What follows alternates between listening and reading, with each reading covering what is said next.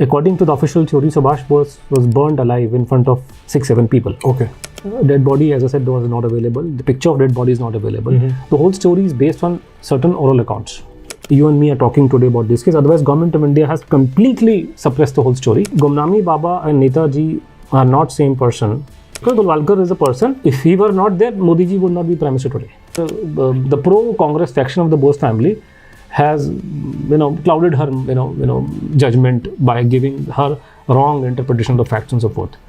The following is a conversation with journalist and acclaimed author Anuj Dhar. Anuj Dhar has done tremendous work in exposing and uncovering the secrets of the disappearance of Netaji Subhas Chandra Bose, and that is what we're going to discuss in this conversation. So please watch the conversation, enjoy it, and don't forget to like and subscribe. Anuj Dhar ji, welcome back to the Abhijit Chavda podcast. It's brilliant to have you on the Abhijit, I'm so delighted, in fact, to be able to come and see you face to face. Because last time when we had this, had a conversation, we saw online. So yes. This time I'm so delighted, and pleasure being with you here today. Thank you so much. Thank you so much. So I would like to revisit the entire Netaji Subhas Chandra Bose mystery, something that you've been working on for the best part of 2 decades. If not almost to 2001. So I imagine it will be like 22 years. 22 years now. Yeah, approximately. Right. So could you explain how you got into this matter? It was an accident. It was not something which I thought of. So people assume that sometimes that since he's been talking so passionately about he's been so passionate about this issue, probably it was something in him, right from the start. No. My background is actually not suited for this case at all. My grandfather was part of British Indian Army. Okay. So the first time I heard of Subhas Bose was through the anecdotes in my own family. I never saw my grandfather. He died before I was born. Okay. So the first thing I would get to hear from my people that my grandfather was part of British Indian Army. They went to different areas, theaters, Africa and other places, and then they were asked to go and fight the Japanese in Kohima. Okay. And it's only then that they reached that part that they realized that there were no Japanese, there were Indians there. I see. So people on the other side, used loudspeaker, and they said, "हम आपका भाई है, क्यों हमसे लड़ना चाहते हैं?" And they kind of revolted. They refused to fight. Okay. So my grandfather went missing in action, along with 2 more people who died. So he spent about 7-8 days in the jungles. I see. And he was taken for dead. So it is a big tragedy in the family. So we are aware of it, that he was taken to be dead. Okay. My grandmother became a widow for some time, but eventually he came back from the dead, so to speak, and he lost his health, but he survived. He ate grass and whatnot. So my background was that I come from a family of not freedom fighters. I have no link to Subhas Bose. The only link I have is this one, that my grandfather fought against Subhas Chandra Bose. Wow. So I have nothing in terms of I did not grow up, so to speak, admiring this person as others do. My foray into this thing was accidental. It was like, in our country, we have accidental prime minister. So I was an accidental, researcher. Okay. It was an assignment given to me. I was part of Hindustan Times. Okay. And I was sucked into it, bit by bit. So it didn't happen overnight. It's like you, step by step, you are getting into it. So my coming into it was nothing but an accidental thing. And my seniors at the Hindustan Times, they decided that there should be an inquiry. Okay. Because this was, you would recall, of course, the start of the internet age. This is 2000, 2001. Okay, right. So internet had just exploded. So people were all over the world for the first time. Today it looks so normal, but look back, it was a revolution those days. It was a revolution and back in those days. Yes. To be able to, sit and watch everything, and the limited space of newspaper, only 200 words, column story. Now you can endless number of pages you can read. Yes. Videos were not of course nobody could upload videos back in the day. Yeah. But pictures you could. So and there was this Mukherjee Commission of Inquiry. Netaji's day there was an inquiry going on, third inquiry. So the idea struck some of my seniors that there should be an inquiry into this thing. And since we have a lot of space and the audience might be international, so let's do a proper inquiry into Subhas Bose's death, into this matter.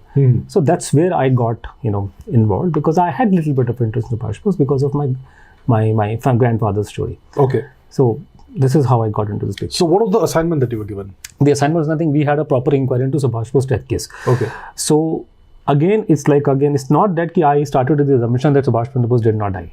My assumption was nothing. I had some doubts, like everybody else. Yes. Since there's a commissioner of inquiry happening, there must be something in it. Yes.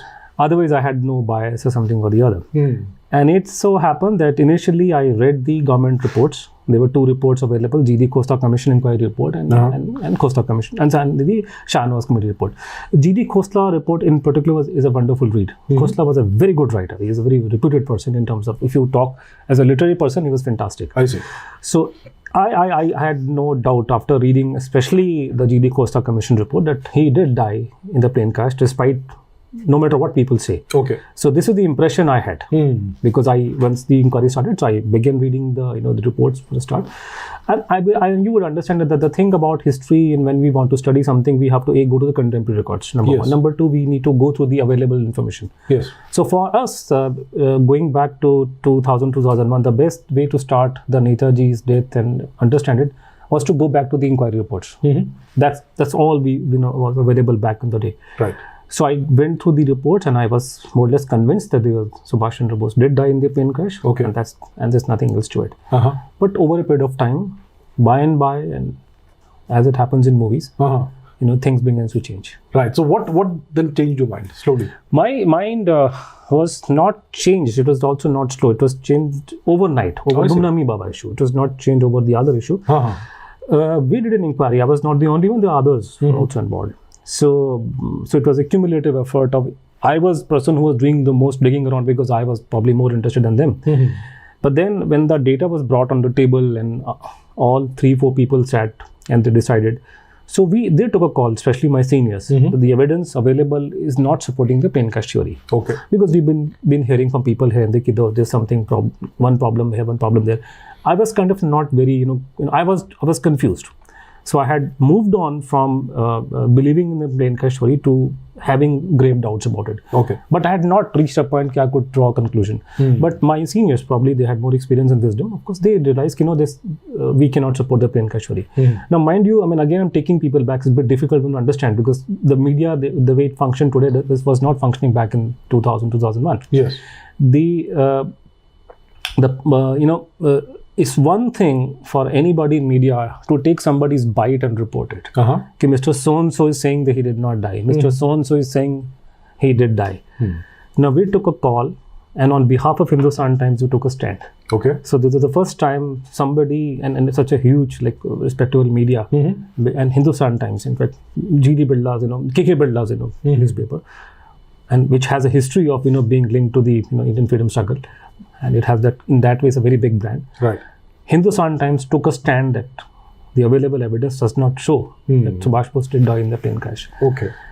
Now, this is where I began to change in a way that, it slowly over a period of time began, to dawn upon me. It was not something all of a sudden, but slowly over a period of time, it just kept, and I began sinking into the whole thing. What's happening? My seniors are all agreeing to this whole idea that probably did not die. Then we had we had summons from the Mukherjee Commission. Okay. The commission was functioning, so they summoned us. You come and depose before us. Okay. It's a big deal for somebody. It's a big deal. Yeah, big deal. I'm a normal nobody. I never thought in my life I would even be a footnote in history ever in my life. And here I am being called to summoned before a commission of inquiry. Okay. And so me and my 3 of my colleagues went and we deposed before the commission. There was nothing good, no great checks about it. When I reached the the venue, lo and behold, you have Pranab Mukherjee as the witness number 48. Okay. I am witness number 50. I see. Witness number 51 was Governor Singh. Okay. So suddenly, from being a nobody, which I was, I still am. I'm just suddenly you are it's like almost becoming part of history. And I observed and watched Pranab Babu for quite some time. I see. More than half an hour and a half maybe. And I saw him, how he was behaving, he was talking, he was flustered, with his face red, He was, I don't know why, but he was clearly, was not clearly under a lot of tension. Okay. For a man of his stature, he should be under so much of pressure. Then nobody was interested in Subhas Bose death case back then. Okay. 2000 was hard. Nobody for media was around. I see. But why would Pranab Babu be, looking so flustered? I don't know. So, but there was something, I could realize there's something wrong with, a man who knows so much. I deposed. I went back and it began to sink in me, whole thing about Netaji not dying. And suddenly all these, all the rumors in Delhi, had been talking to people in the intelligence and government, retired, serving. The basic things we used to hear was A, he has died in the plane crash, and number 2, no, he did not die in the plane crash. He was in Soviet Russia. He was put to death. Okay. And this kind of thing, which today, Janjidi Bakshi talks a lot about. Okay. The same thing was very well known in Delhi, and people were very open about, especially people in the intelligence I spoke with. They were saying, Netaji died in Russia. In fact, people discouraged me, many people, including my own family members, why are you wasting your time over this issue? Okay. Everybody knows that he was in Russia and he was bumped off there. And Panditji is responsible for it. I said, how can you say that? How can be so? It's not a joke. And I cannot, knowing a little bit about Panditji, I cannot imagine he would go to this extent. Okay. That was not my understanding of Pandit Nehru. He couldn't go to that level. Okay. I don't think so that Panditji and Gandhiji could be, could stoop to that level. They were, of course, political rivals, but to accuse Panditji of a murder of Subhas Bose, oh my God. So this is what was unfolding. But once it began to sink in me that he actually did not die, and that's what we have deposed before the commission, that's what we have come to conclude, I became a little bit restless. What do I do? But what can you do in 2000, 2001? Where do I go? Yeah. But the advantage, I was in Delhi. I am in Delhi, and in Delhi, the whole government machinery is here. It's all here. It's all here. So I had this maybe a knack for understanding things. I didn't go to historians. Okay. I went to the people who were in the government, in the intelligence, in the PMO, the MHA, so on and so forth. So I began talking to people. And I realized at one point of time that I cannot get anything out of, say, from a former IB chief. Okay. So obviously, I'll have to approach him through somebody in his family. So you may not want to say anything to me, but once your own relative or somebody known to your friend were to put you a question, probably you will directly, indirectly, reveal something which you otherwise would not. Okay. So I approached many people directly, indirectly, sometimes through the relatives and so on and so forth. And over a period of time, bit by bit, it's almost like a Tinker Tailor Soldier Spy movie. The things keep just coming in from here and there. That, there's something here. It's very this issue is very catastrophic for us. The whole story comes out. There'll be a big problem in the country. I see. The commission of inquiries were a farce. They were eyewash. Government has all the information. We have all the records. So that sort of a thing, people who were in the government, they began, dropping these hints. I see. So it was not until one fine day when I got very lucky, and through a connection, I was able to connect with the source indirectly. That my source is talking to that person, and that source is telling it to me. Okay. And the source, almost like deep throat sort of a thing, as if I didn't, the US, Watergate, and then this person, spoke to the other person. The other person was in a position to know things, obviously in the government.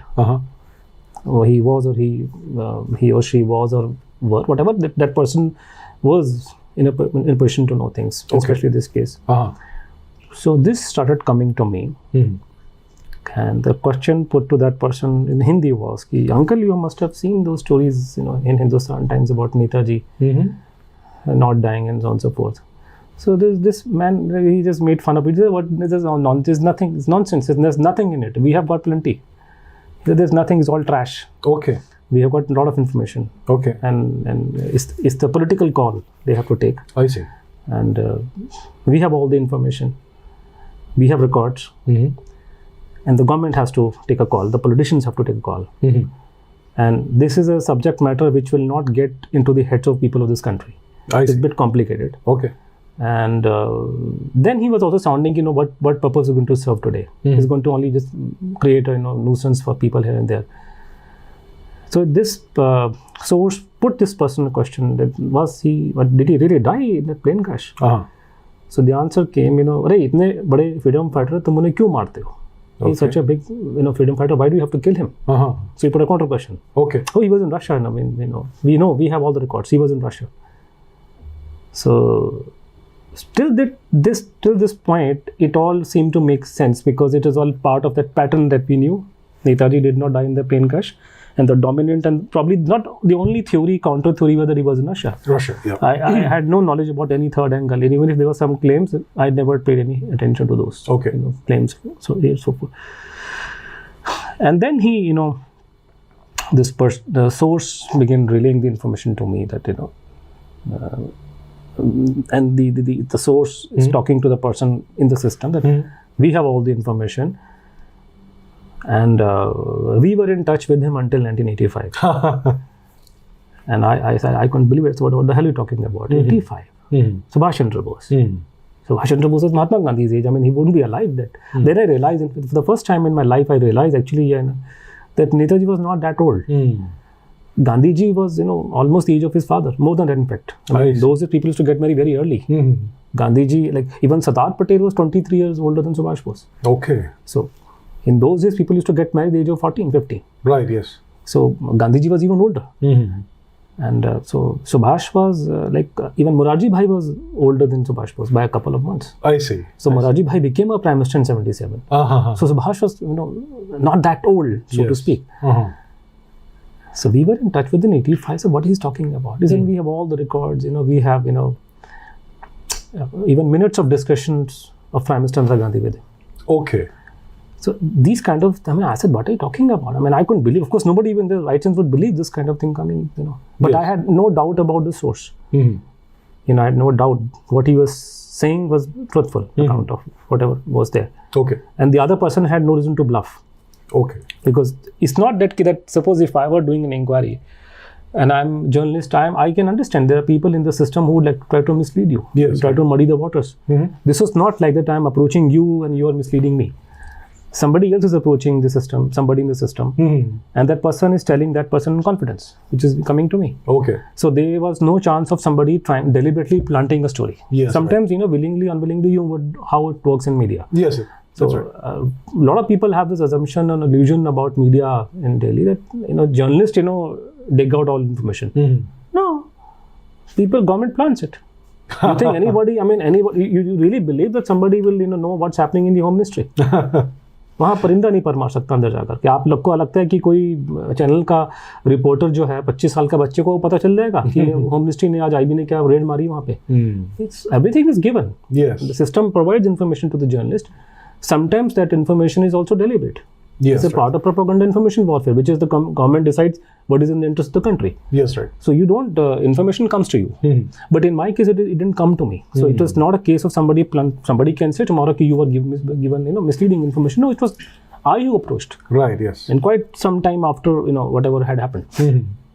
So I had no doubt I have never had any doubt about the credibility of the source. Right. Or so it was at that point of time that I began digging around, and it struck me that somebody had written an email to us talking about Netaji being alive till 85. Okay.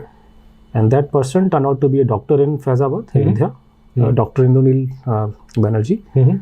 I spoke to him. He said, I wrote to you on behalf of my father, who's also a doctor, Dr. Prabhat Banerjee. Okay. And this is the person you know as Gumnami Baba. Okay. So it is at that point of time it struck me. So the long and short of it, the idea about Netaji mystery, and for which today I'm espousing the whole thing today as it is today. This turning point was that particular information which I got from within the system, that he was alive, and the government was aware of it, and government has all the records. It is a highly sensitive and super secret matter, ultra top secret, whatever you call it, above top secret. God knows what term to use. So, and the call will be taken by politicians. The bureaucrats are not the one who will take a call on it. Right. They are in two minds. That's what I understand. And not everybody knows. It's like a need to know principle. So not everybody is aware of. It's not that every person who's been serving in IB will know everything. No, it's not that. You are assigned one case, so you know only of that case only. Okay. So this is where I lost my sleep. My goodness, what is? So this is what happened to me. Right. So how did you proceed further after that? After then getting this revelation? The same thing. As you would appreciate, you just go to the source, check the original material. So especially history, go to the source. Yes. Go to the contemporary records. Talk to the people who have direct eyewitness. So focus on these four things. So whatever I've done about Subhash Bose from that time onwards, I've followed these principles. Right. I will talk to others. I will talk to you. I will take a perspective. That may be fantastic. Yeah. But when I'm doing the basic research, I have to go to the source and the contemporary records or contemporary eyewitness accounts. And then who's credible or who's not credible. So this is what I've over a period of time, which is what I followed. So people often say that you're not a historian. So I never said I was a historian. I was a journalist. This issue was always for a journalist to go and, if something is secret and hidden, you don't need a journalist. No? Watergate scandal was not broken by historians. It was broken by, journalists. That's right, yes. So this is a matter which is in the realm of secrecy. It's secret, top secret. Files have been released now, after, some of them released. Because of our efforts. So I have done, so this was always a matter for a journalist to inquire. It was never a matter for historians. So I laugh when people make these kind of comments. Anuj, just because he's not an historian, he should not be talking about Subhas Bose. Okay. I'm sorry, I'm not talking about Netaji's life and times. I'm talking about the death issue. The death issue has been under the realm of secrecy. So historians have no role to play here. They will come later on. I will, of course, talk to them. I want to get a lowdown on some subject matter of history. Of course, I have been consulting historians. I have friends everywhere. So, but this is this is to say that I have gone by the proper methods of searching, looking for the original records, proper records, photocopies of records, and eyewitness accounts of that time contemporary. So it's not that I'm going by hearsay. That's right. The whole story about Gumnami Baba being Subhas Bose is not based on hearsay. Even that person, what the source I'm telling you, that has no reference. There's a reference to me. I talk about it, but that is no reason for me to conclude this man was him.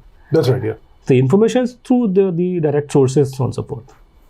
So, what have you uncovered? What's the story? Let's recreate the chronology of the mystery. Like Subhas Bose disappears, and then what happens? The thing about, I would put it differently, that what me and my friends have achieved, what we have done, and an example, of course, that you are talking to me, and somebody of your stature should be talking to me about this case, spending so much of time. This is the second, discussion of this. I'm sure there will be more in future.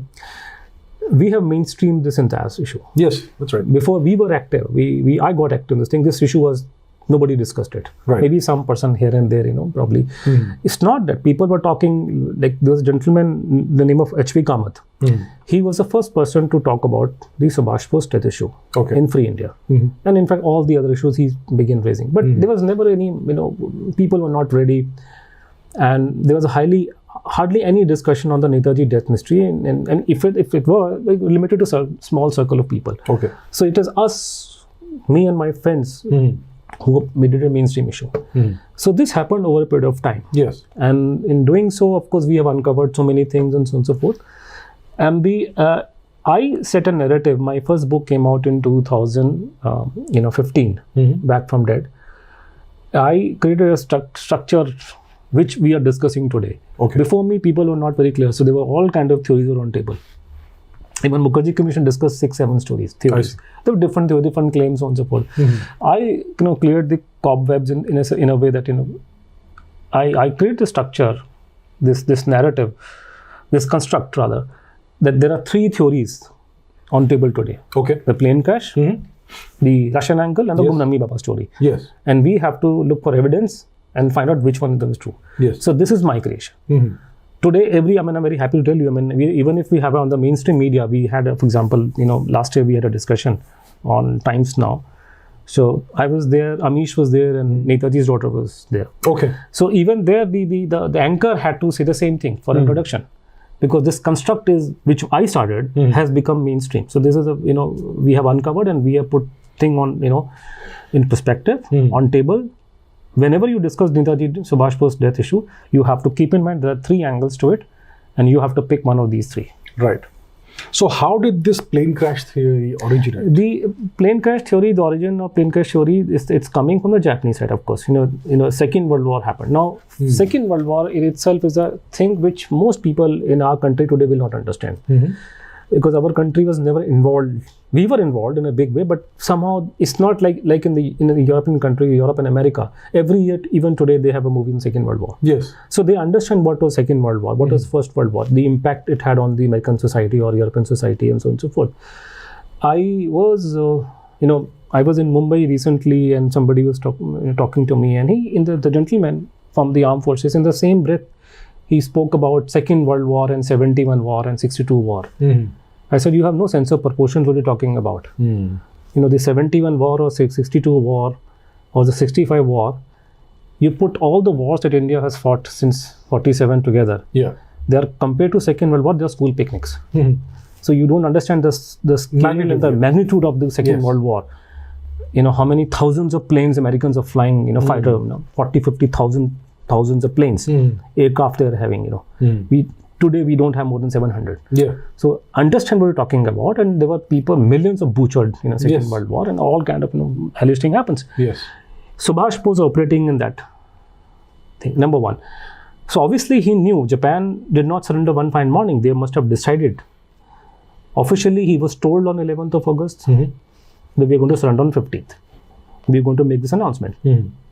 So the plane crash thing happened on 15th of August 19, which is a VJ day in most of the Europe and America. V-Day, which is the day they won. So 15th of August 1945, there's an announcement of Subhas Bose's death. Okay. There's an announcement of Japanese surrender. Okay. And after 3 days, and he's supposed to have died, but the story came out only in I think 23rd of August 1945. Okay. So it happened after the surrender. So if Subhas Bose had not died on that day or around that time, he would have fallen to the British hands in the next few days. And they were baying for his blood. Yes. So the British were not baying for the blood of Mahatma Gandhi. They were certainly not baying for the blood of Panditji also. Yes. So there was one man who was treated by them as an enemy of Subhas Bose, because Subhas was actually fighting them big time. Yes.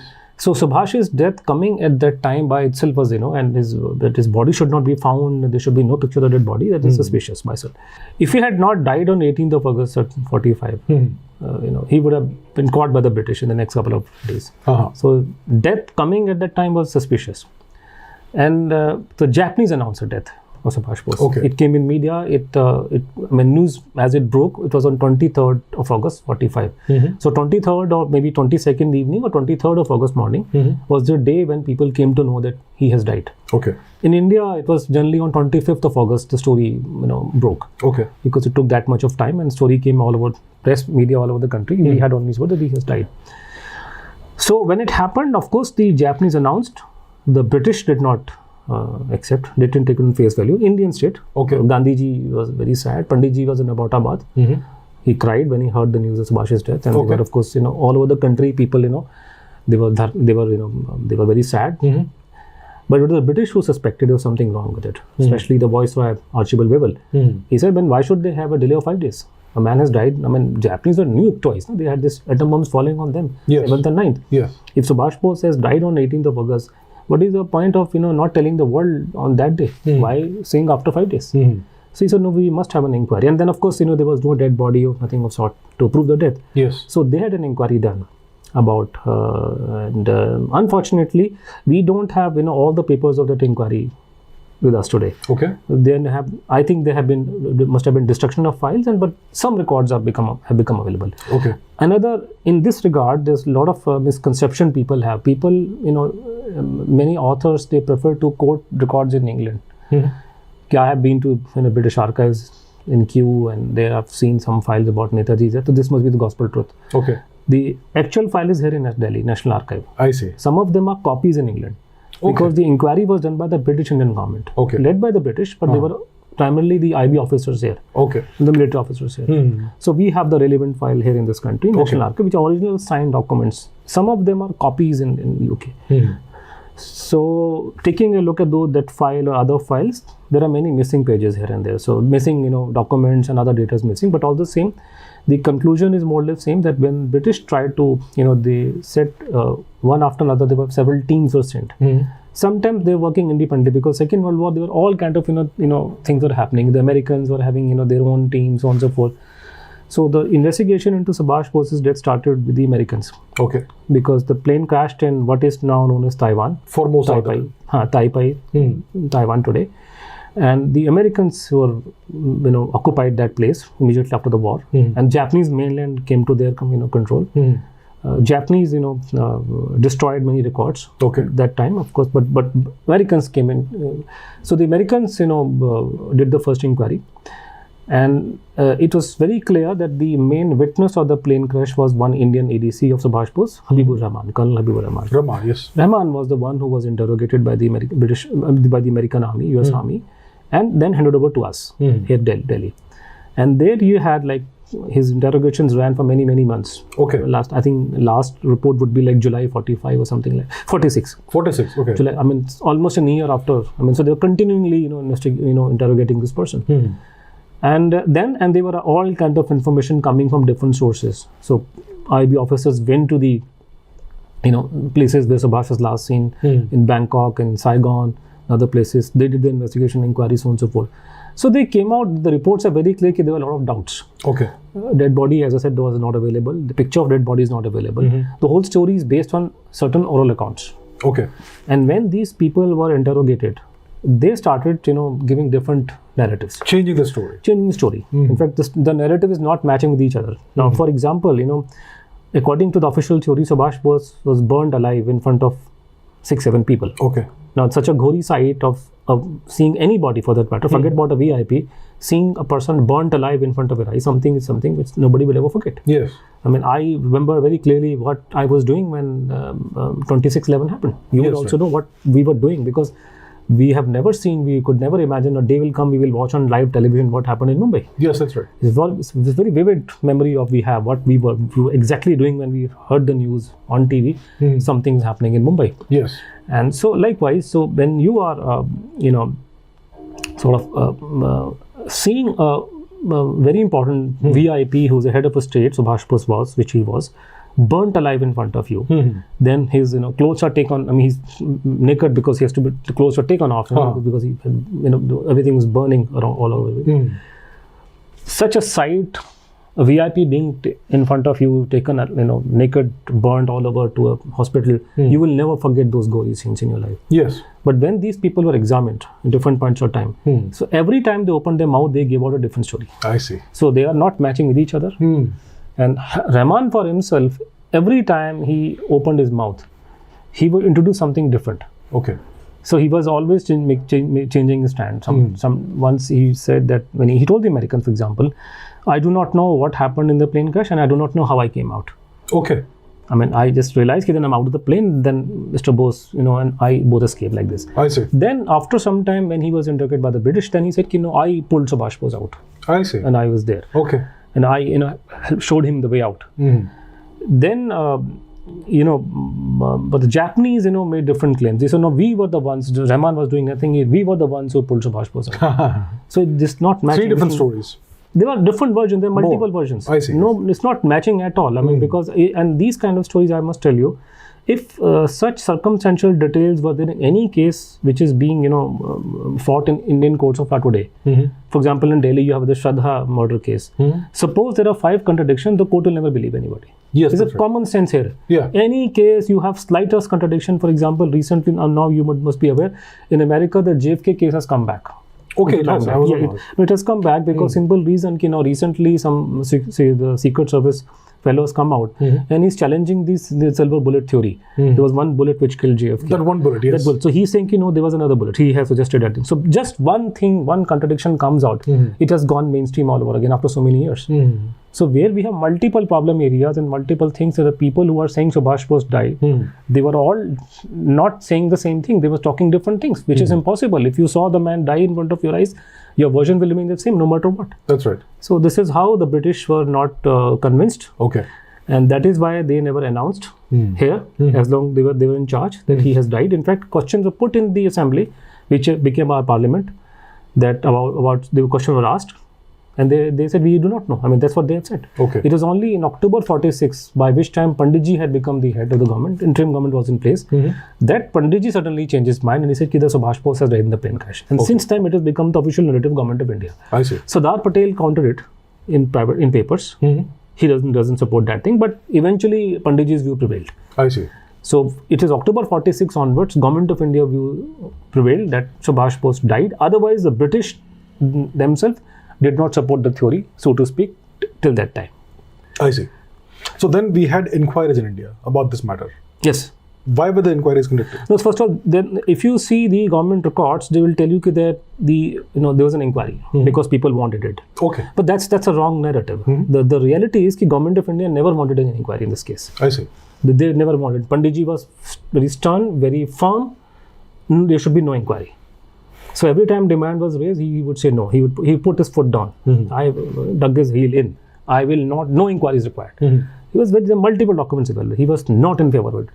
So when somebody says that there was an inquiry into Netaji's death, be sure of one thing: it was under public pressure. I see. public pressure became too much to bear. Only then, under duress, this happened. Okay. So there's a difference between marriage and shotgun marriage. So the government of India set up all the Netaji inquiries under public pressure. I see. Not on their own. And when you're into a shotgun marriage, you will never do what is expected of you. So they were like this. So they were not sincere because it was they were forced by circumstances to form an inquiry. Okay. It happened to start with in 1950-51. So there was demand everywhere. There should be an inquiry about Subhas Bose's death because Japan was effectively under American occupation till that time. So I think American began, going out in 50-51. So then people said, especially people in Japan started talking about it. There should be an inquiry. So Panditji suddenly called a person from Mumbai, S.A. Iyer. He was then the, I believe, publicity department in charge of Mumbai government. So we didn't have Maharashtra, then we had Bombay government. Bombay, yes. So Iyer used to be a former journalist. He was working for Reuters. Then he was briefly with Subhas Bose. He was Subhas Bose's propaganda minister. And after 47, he was Nehru's man. Okay. And which he remained all his life afterwards. So he was suddenly called and he was asked to do an inquiry. Okay. So he went to, Japan, talked to certain people, came back and he filed reports with government. And those reports were twisted a little bit here and there because he also uncovered certain evidence that there's something wrong with the official narrative. Okay. Those papers were hidden. Okay. But he had to conclude because there's another problem with this gentleman. There's a story about a lot of INA money gone missing. Yes, treasure. War chest of Subhas Bose, which is known as common parlance, is known as INA treasure. Yes. So the government files are very clear. The narrative is very clear. The facts are very clear because right from the day 47 when India had a diplomatic presence in Tokyo, all Indians said one thing, and it was proven later on that this treasure was stolen and Iyer was party to it. Okay. Okay. So he was one of the parties to the whole thing. So Iyer was, and Panditji knew about it because all the matters were being reported to Panditji. He was the foreign minister. So we have government records where Panditji's name is there. So Panditji was absolutely in the know that Iyer is a person whose name has been taken in the loot of the INA treasure. Okay. The word loot they're using. I'm not loot. Using. They were, of course, loot. They've stolen money and so on and so forth. Okay. So knowing very well that this gentleman is a thief, he's a dacoit, why would you send him for an inquiry? Indeed. He's not the right person to do an inquiry on this case because he has X to grind. And because the government files talk about three individuals, A. Iyer, second one is Munga Ramamurthy. This gentleman's family runs, some chains of restaurant in Tokyo even today. Okay. And third one was Colonel John Figgis, Sir John J. Figgis, very well known, some expert in England. British Museum has a lot of displays about him. I see. The same Sir John Figgis was also one of the thieves who. Okay. All of these three, and they're known as Gang of Four in the government files, Government of India files. And Panditji was aware of it. Okay, Gang of Four. Gang of Four. There's another Japanese fellow, but these three very prominent persons. Okay. I have gone into it. I've even traced a family who's where are the grandchildren today in America and elsewhere. So I've done all the homework. But all the same, the government files talk about him. But what worries me that when Panditji was aware that this man is a dacoit, he's a thief. I don't know what other word to use for him. Why should you send him for an inquiry? He's not the right person to do that inquiry because it's next to grind. Both Figgis and him and others had to prove the plain custody. Yes, right. Because they were to gain from it, the narrative. Anyhow, but people were not satisfied. It was very hush-hush kind of inquiry. He never told anybody. So the people were not satisfied. So then after 2-3 years, which is 55, 56, there were demands for another inquiry. And suddenly one fine morning, government decided that there will be an inquiry and it will be headed by Shah Nawaz Khan. Now again, if you go through the official historians, what they write, all of them talk about Shah Nawaz Khan as Netaji's man. Okay. Which is partly true. He was in INA for about 1 year or so. Okay. But after 46, he joined Congress party. Okay. And he remained in Congress all his life. He became a Gandhiji follower. Okay. So if I have lived in Mumbai for let's say 2 years of my life, but I've spent the rest of 50 years of my life in Delhi, I'm a Delhiite. It is. How come I'm a Mumbai wala? Yeah, right. Can be place of my birth, but I've lived in Delhi for 50 years, so I'm a Delhi wala. Yeah. So he was in Congress all his life, but but he's projected as Netaji's man. No, he was not Netaji. In fact, people have a lot of uncharitable things to talk about him, say about him. Okay. So he did an inquiry, which was again an eyewash, and they repeated the government version that he has died in the plane crash, so-called. And then again, people were not satisfied.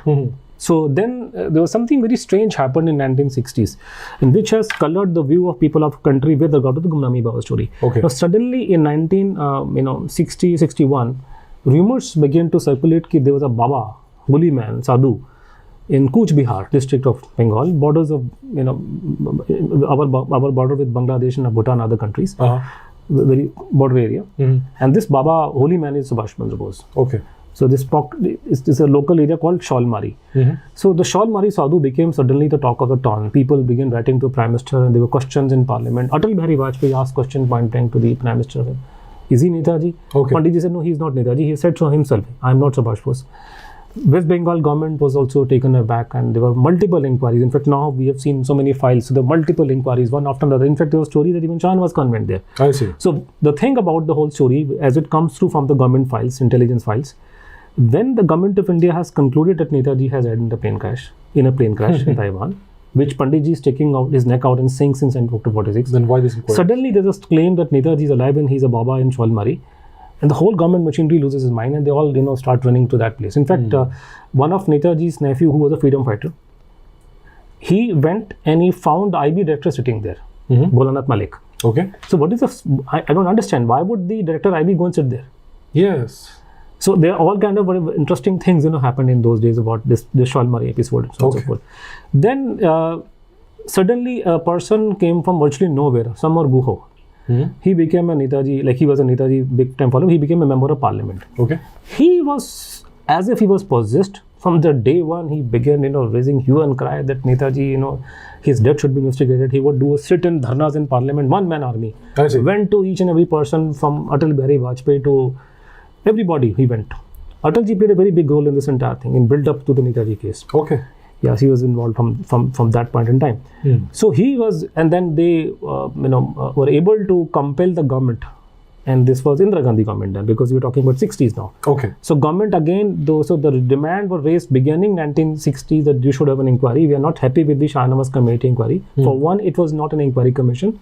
Shah Nawaz did not have the, any kind of expertise in, finding out the truth. He was not a judge. He was not an investigator. He was an army officer. So they wanted, so there was a huge thing, this whole thing built up big time, in which, I think very unusual, Samar Goa was able to take signatures of 350 members of parliament. Okay. All parties.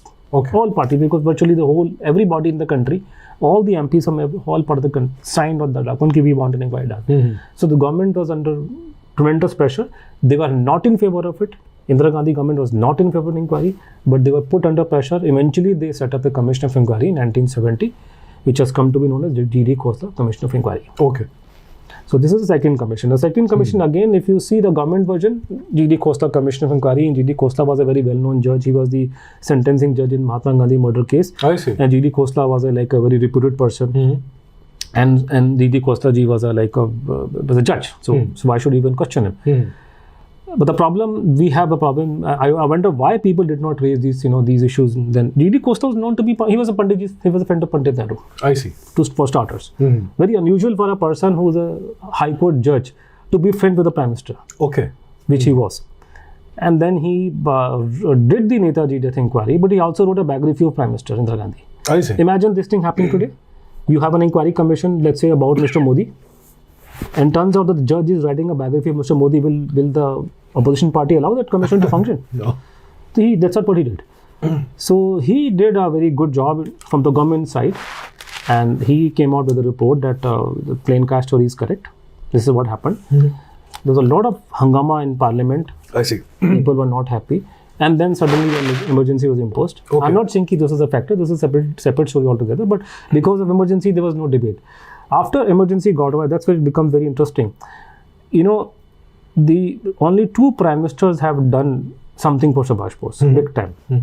Incidentally, both are from Gujarat. Okay. Morarji Bhai and Narendra Modi. Okay.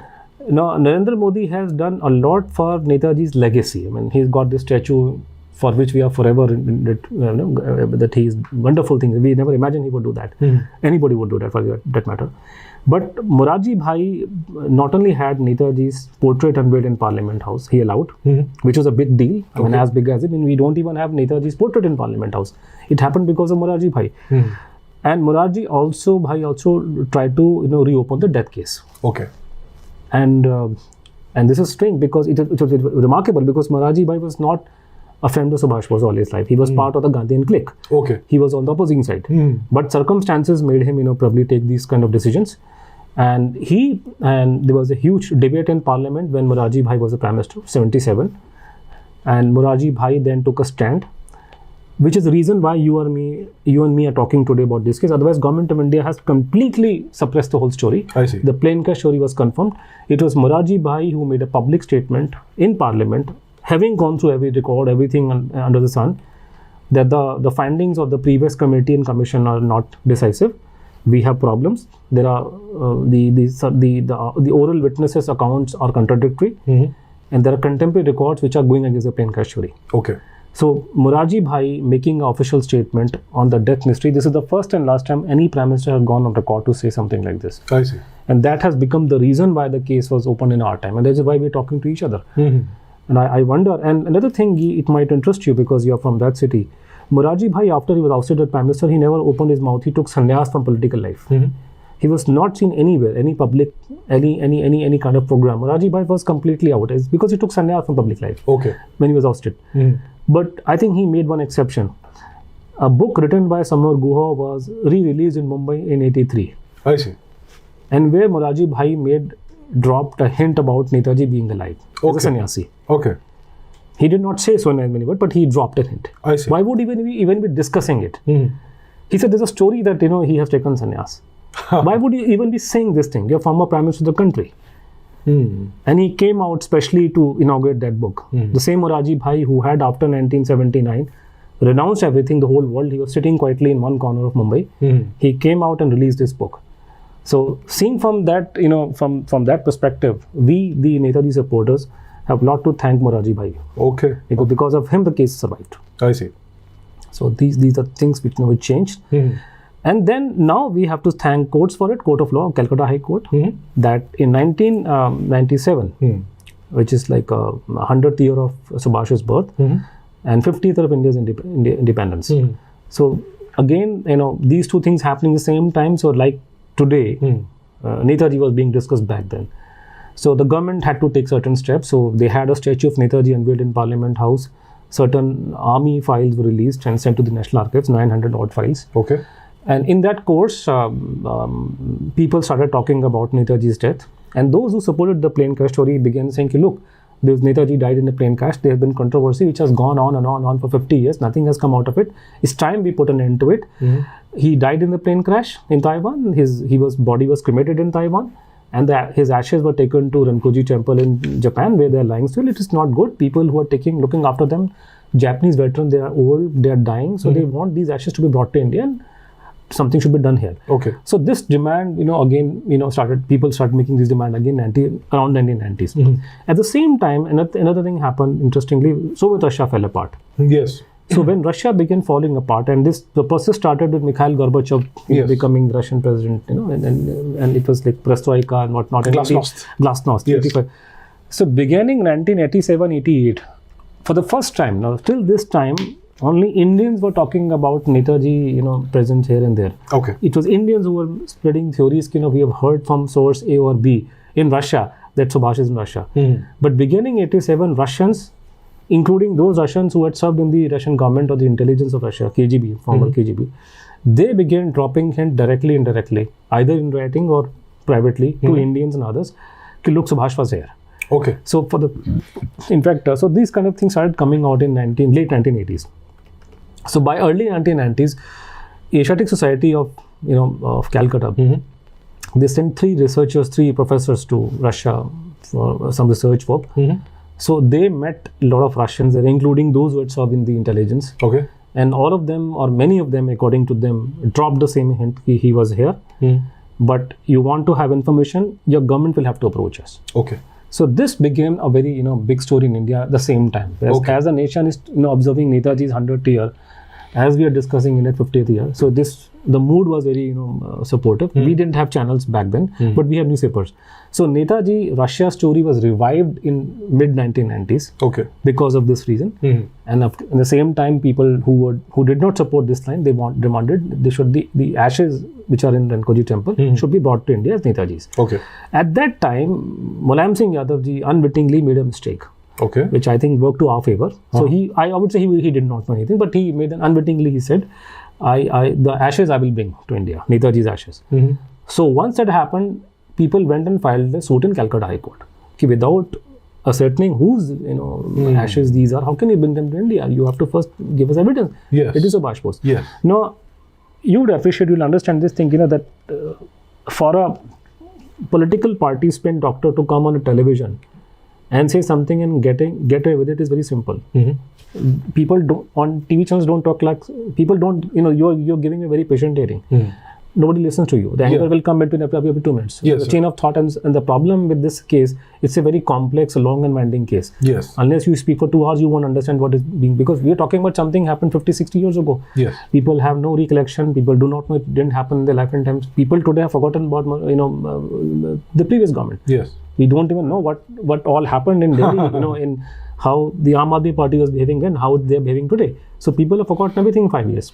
So here we're talking about something happened 40, 50 years ago. Most of us are not even alive then. We were not even come into this world. So very difficult to explain. So spin doctors, very easily come on TV channels. They will hit below the belt and so on and so forth, and the debate is over. But in a court of law, especially when the judge is interested, it's not easy to do spin doctoring. So when the case was brought to Calcutta High Court, and I spoke to the judge, but I will quote his daughter. Sure. I spoke to him also. He died, of course, but he was there in Delhi. He was from UP, but he lived in Delhi. So the Chief Justice of Calcutta High Court, he asked the Government of India lawyer, consulate, to make the government stand clear. Okay. He said, what is your stand? Forget about what others are saying. So a spin doctor from the government political party side can come and say anything he or she likes on television. Yes. But before a court of law, before a judge, especially a Chief Justice of a High Court, you cannot. You can't do that. You can't beat about the bush. You have to be very clear. So going by the court order, he accepted the government counsel. Okay, there's a problem in the pre-inquest theory. There are the evidence is not adding up. There are eyewitness accounts which are contradictory, and so on and so forth. Okay. And judge gave the order. He said, if you yourself admit there's some problem, that means the previous inquiries have not concluded anything. They are the problem areas.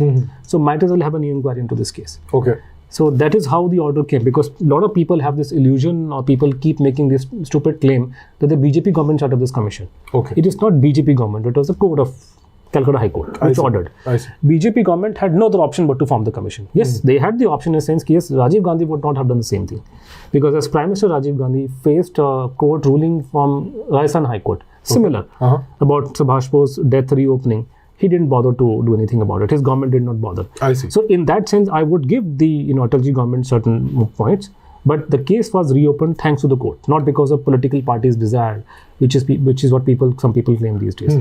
So there was this commission happened in our time, and this is our time when I became active, 1999. Justice Manoj Kumar Mukherjee.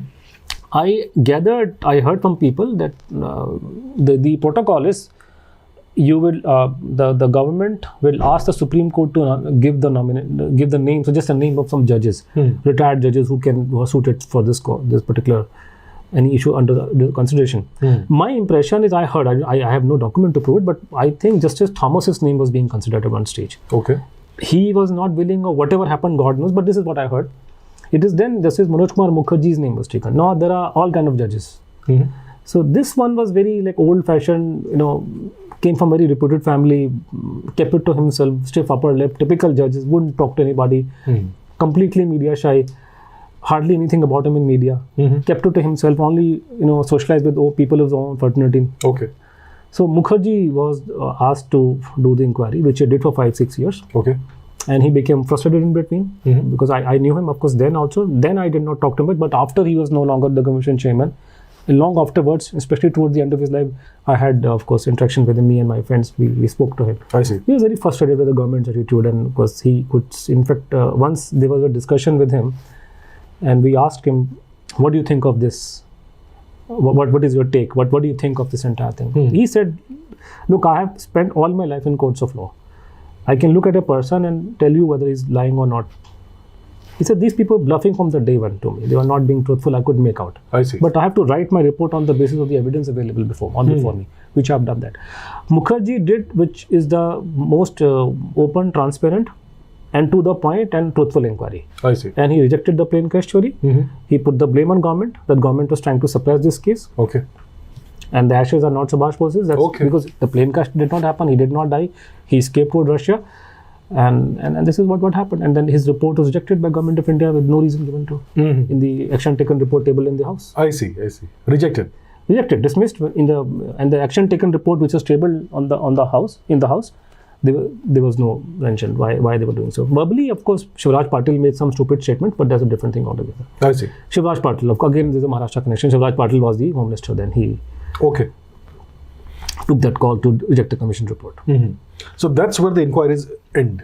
That's where they ended, in a sense. Okay, all right. There was yet another inquiry. It was Gumnami Baba inquiry, but it was a separate inquiry. But this is where the inquiry, government inquiry ended, which is where I came in the picture. This is what I've been, and what I've done, me and my friends, and these friends, we are not childhood buddies. No, we got together because of this case. Yeah, and we got together and they re-verified whatever I've done.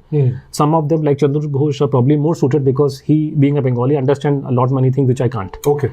And he also understands because of a certain level, because his grandfather was a politician, his grandfather was a member of parliament who knew Subhas Bose personally, so on and so forth. So he brings in a lot of expertise which I don't have. So the others also, the many friends of mine who are not research, they are not writers, they will not come in the picture. But many people who become my friends in the last 20 odd years in this country and outside, they also verified, re-verified. In fact, for example, some of my friends also spoke to Justice Mukherjee privately, probably because they knew him directly, some connection here there. The result is same. Okay. Verified. I personally ran the entire inquiry which I did, and that's why I'm very so confident of whatever I say very publicly. I ran my entire inquiry through a former CBI director. Okay. And he said, whatever you have concluded is absolutely correct. I see. There's nothing wrong in your inquiry. Anybody who's impartial will draw the same conclusion. Right. So this is how, and whatever we have done in 22 years supports the stand taken by Justice Mukherjee.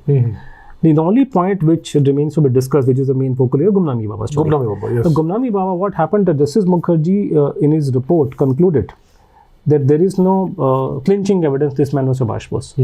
And media in those days touted as if he has rejected this particular angle. No, he did not reject it per se. All he said was that there is evidence, but it's not clinching. Essentially, what went wrong was that the eyewitness account was in favor. This man is Subhas Bose. Okay. The documentary evidence was in favor.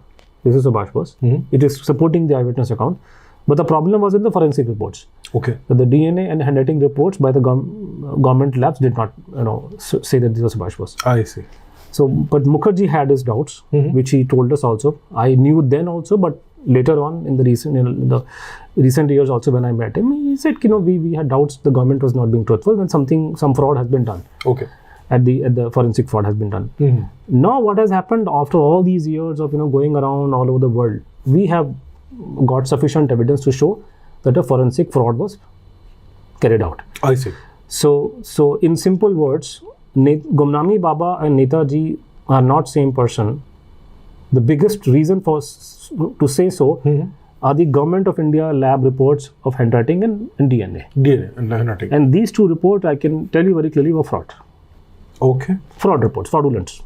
How did you conclude that? Handwriting is very simple. Handwriting, whenever an expert of handwriting gives a report, and especially a case as important as this one, I would expect that expert to give some reasoning why he or she thinks that this handwriting is matching or not matching. Now you take, for example, the report of S.K. Mandal, who was the Forensic Science Laboratory, Calcutta. In just 2 pages, he is saying that this handwriting does not match. No reasons given, only his name and address and etc. Okay. And the other reason was when he was called before commission, and that is where I think Justice Mukherjee should be faulted, because he should have written everything in his report. He did not. He had his own reasons. Okay. He gave him a dressing down. He said, what you written is nonsense. If I write something about you, you will have big problem in your career. Is this a way to give a report? But anyhow, so this is how, just 2 pages, no reason given, so on and so forth. But when we consult the private experts who have been in the government and outside, and including especially I keep talking about, because today he's only person who's alive. Of course, the other two experts are dead. Is Kurt Baggett in Texas in America. He has no axe to grind. Kurt was not even aware what this case is all about. Yes. I did not approach him. Even if I did, he would not know. He was approached by an Indian American friend of mine. So he was hired. He was shown samples from. He did not know sample A and sample B. A from Subhas Bose, B from Gumnami Baba, and there are no direct hints who this is all about. So he did not know anything. Even if he knew, he had nothing to consider about this issue, because he had no clue whatsoever. He was not even bothered in that sense. So he gave a 46 or 45 pages report, detailed page. Many pages is describing the reasons why. I keep telling people, you put the Government of India reports handwriting on one hand, make a display public, and also display the private experts report. Display them at a gallery, people will understand which one is fraud and which is not. I see. Total fraud reports, no reasoning given, just like that. Forget about other actions of the government experts, that they were not willing to depose before commission easily. I see. The only problem remained was the DNA testing. Yes. Now this problem was taken care of by us in 2017-18 or so.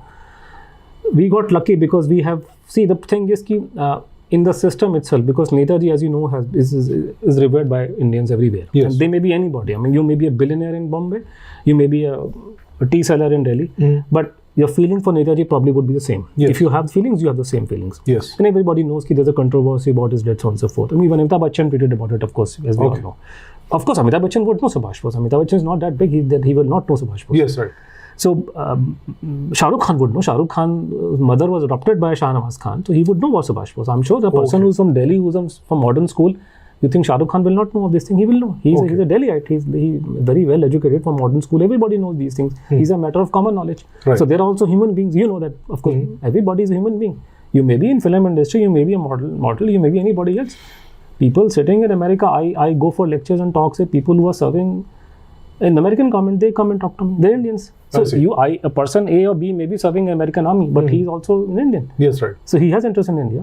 A person may be working in State Department, but he's an Indian. That's right. So he has interest in Indian history. So you want to listen to what this person has to say about Subhas Bose. Right. So likewise, the thing about that we got lucky because we had one of the experts within the lab which did the testing became one of our sources again. Okay. And that's what happens to us all, because people tell you from the civil systems and so forth. So that person went and checked the records and all that, and gave us to understand that there's been a fraud. Okay. And this is the problem area.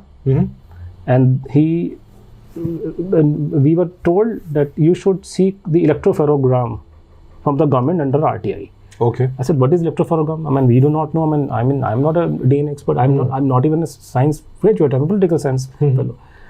So we came to know, we were told that DNA is done by machines. Human intervention is limited. So you put any biological samples anything in a machine. You put some rubber gloves on, and you put the sample in a machine. There's a genome analyzer. There's this kind of big machine. You put the thing in the machine. The machine will do the reading like an X-ray machine, and then either a chart will come out or it will be on the screen. So that reading or raw data is known as electropherogram. Okay. Which is something you can't tinker with. It's very clear. Okay. So what the expert does is reads that data, interpret it. So in common language, common person's language, what is DNA report is a reading of that report, of the raw data. So raw data is something on which an expert will write the report that the sample is matching or not matching with that person in question. Okay. So we were told, ask for this data, raw electropherogram, raw data, and get a test done outside India. Okay. Okay. And that electropherogram we are not getting. Okay. So every time RTA is filed on our behalf, government gives different answers. I see. First answer was that we cannot give you the confidential information. Gumnami Baba died in 85. According to Government of India, he was a nobody. He was not Subhas Bose. There are 1 million Babas living in UP. Why should you hide? What is confidential about him? There is no relative of Gumnami Baba today. So why should you hide? I'm asking for a chart. There's nothing else. You have the report is there with me already. All I want is a chart with certain lines in it. That's all. It's a scientific data is of no use. It's no privacy is kind of a thing. It's not Aadhaar card. I'm not asking for Aadhaar card of somebody. It's a privacy data of somebody who's long dead and who was without any issue whatsoever. The first they say we don't have it. It's confidential. Second time question was put to them, they answered ki it is unavailable. Unavailable. So that was the reasoning second time they gave. Third time they brought in the national security clauses. National security? Yes. Okay. So the third time. So every time you ask them, they give you different. And there are many other stories which are not on record. For example, a journalist who had been to the Calcutta CFSL, which is covered by the Home Ministry. This lab, CFSL Calcutta, is under the Home Ministry. Okay. It used to be under IB. This is India's first proper lab. Okay. So IB has only one lab in India, which is the CFSL Calcutta. I see. So now we have multiple. In Delhi, you got two of them. One is under CBI, the other one is another CFSL. You have in other states also. Okay. But this was the first lab, as far as I understand. Used to be under IB, but now it's under the MHA. Okay.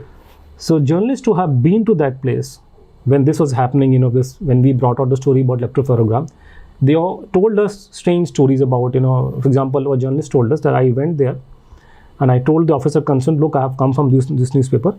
I want to take the view of your lab, the director, about this case. Okay.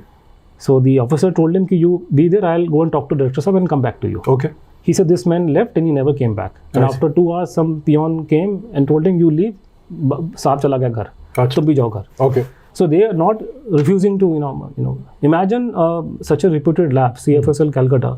You are having public discussions on channels.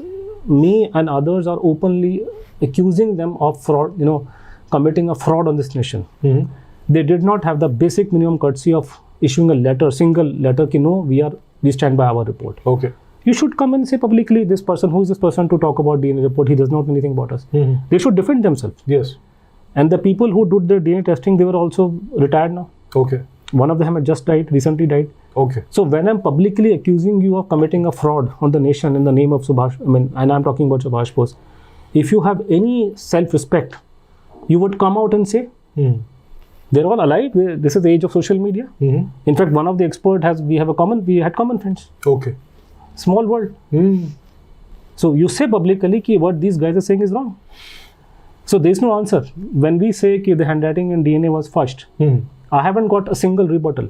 Forget about some political people making comments. Okay. I want those experts. My allegation is against the CFSL Calcutta. Okay. My allegation is against the MHA. They are concealing things. So I want them to answer. What is happening in media that when I have made these allegations, the channel people go and talk to the TMC representative. They will go and talk to the Bose family representative. Okay. I am not asking the Bose family to talk about this. There are other issues they can talk about. Yes. If I am making an allegation that the DNA report has been fudged, it is the lab or the government which has to answer. Absolutely. Allegation is on them, not on the Trinamool Congress. Yeah. So, but the problem with the media, what's happening? The politicize the thing. I mean, it's not in politicizing because they will go and ask people who know nothing about it. Irrelevant. They will, and their standard answer. We had a debate, for example, in one television studio. So we repeated these charges, 3 people, that look, this is wrong has been done.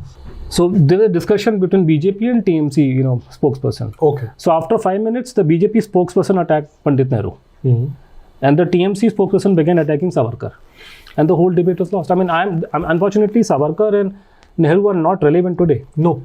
What Panditji died 60 years ago. Okay. I'm talking about you, your government, what you are doing, right? Tell me about yourself. So BJP fellow deflected the attention by talking about Panditji, and I think they have an understanding. They are deliberately doing it just to keep people away from this issue by talking, keeping us busy about issues which are not. When the allegation is clearly against that you have done something wrong, I want you, the MHA and CFSL, to talk about it. Give us the reason why should we accept your report. And this is not a joke. So they have fudged the report. I've been very clear about it. I think last time also I told you the report has been fudged. Give me the data. Give me the electrophoregram first of all. I will then talk about it. Because we had the handwriting test done in America. Yes. The report is positive. So it's matching. 100% matching. It's matching. And the expert was willing to come on media and talk about it. The Indian expert was not even willing to talk to anyway. We don't want to come on TV and we don't want to talk about it. So this makes it pretty clear that Gumnami Baba was most likely Subhas Chandra Bose. I would say simple. I can just boil it down to simple thing that according to the Mukherjee Commission report and subsequently what Justice Mukherjee said on camera, which is again available, eyewitness account is saying he's Subhas Bose and it is credible. Documentary evidence shows that he was Netaji. It is The only reason Justice Mukherjee could not conclude that he was Netaji is because of the negative DNA and handwriting reports. So handwriting is done now. Today we have got a 1,000 times better handwriting report from the private experts. Yes. We've got 3 experts private who have given far better, more detailed reports than the government experts. And they are unanimous that the and very scientific report. Okay. The government reports are maybe a couple of pages here and there. So the handwriting also matches. Clearly matches it. The only thing missing is DNA. The That's DNA. Yeah. DNA. Picture. And DNA, the thing is that we have got the proof the fudging happened. And if we are wrong, let Government of India produce the electrophotogram. Yeah, that's right. We'll have it tested in an American lab. I don't trust Indian labs on this issue. Okay. So we'll get it tested. And then we'll so this is, and there are many more things because let them produce. They will not do it. So there's a cover-up. It's a cover-up. No doubt. Why is there a cover-up? Now again, stakes must be very high for them. Such as? The stakes are. We yesterday, you know what happened in Canada? Some Nazi was brought in. Yes. Yes. So Second World War is a very touchy topic in Western world. And our world is also Western world. We are part of it. So no matter what we say, we had a new parliament. We kept on saying big things. But the fact remains that this idea of democracy came to us from England. This Parliament House, old one, was not built by Pandit Nehru's father. It was built by the Britishers.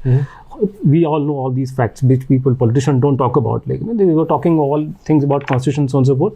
Everything is because of the article or the Act of 1935. 35, yes. So there's a great deal of sensitivity attached to Second World War and Axis forces. Now Subhas was part of them.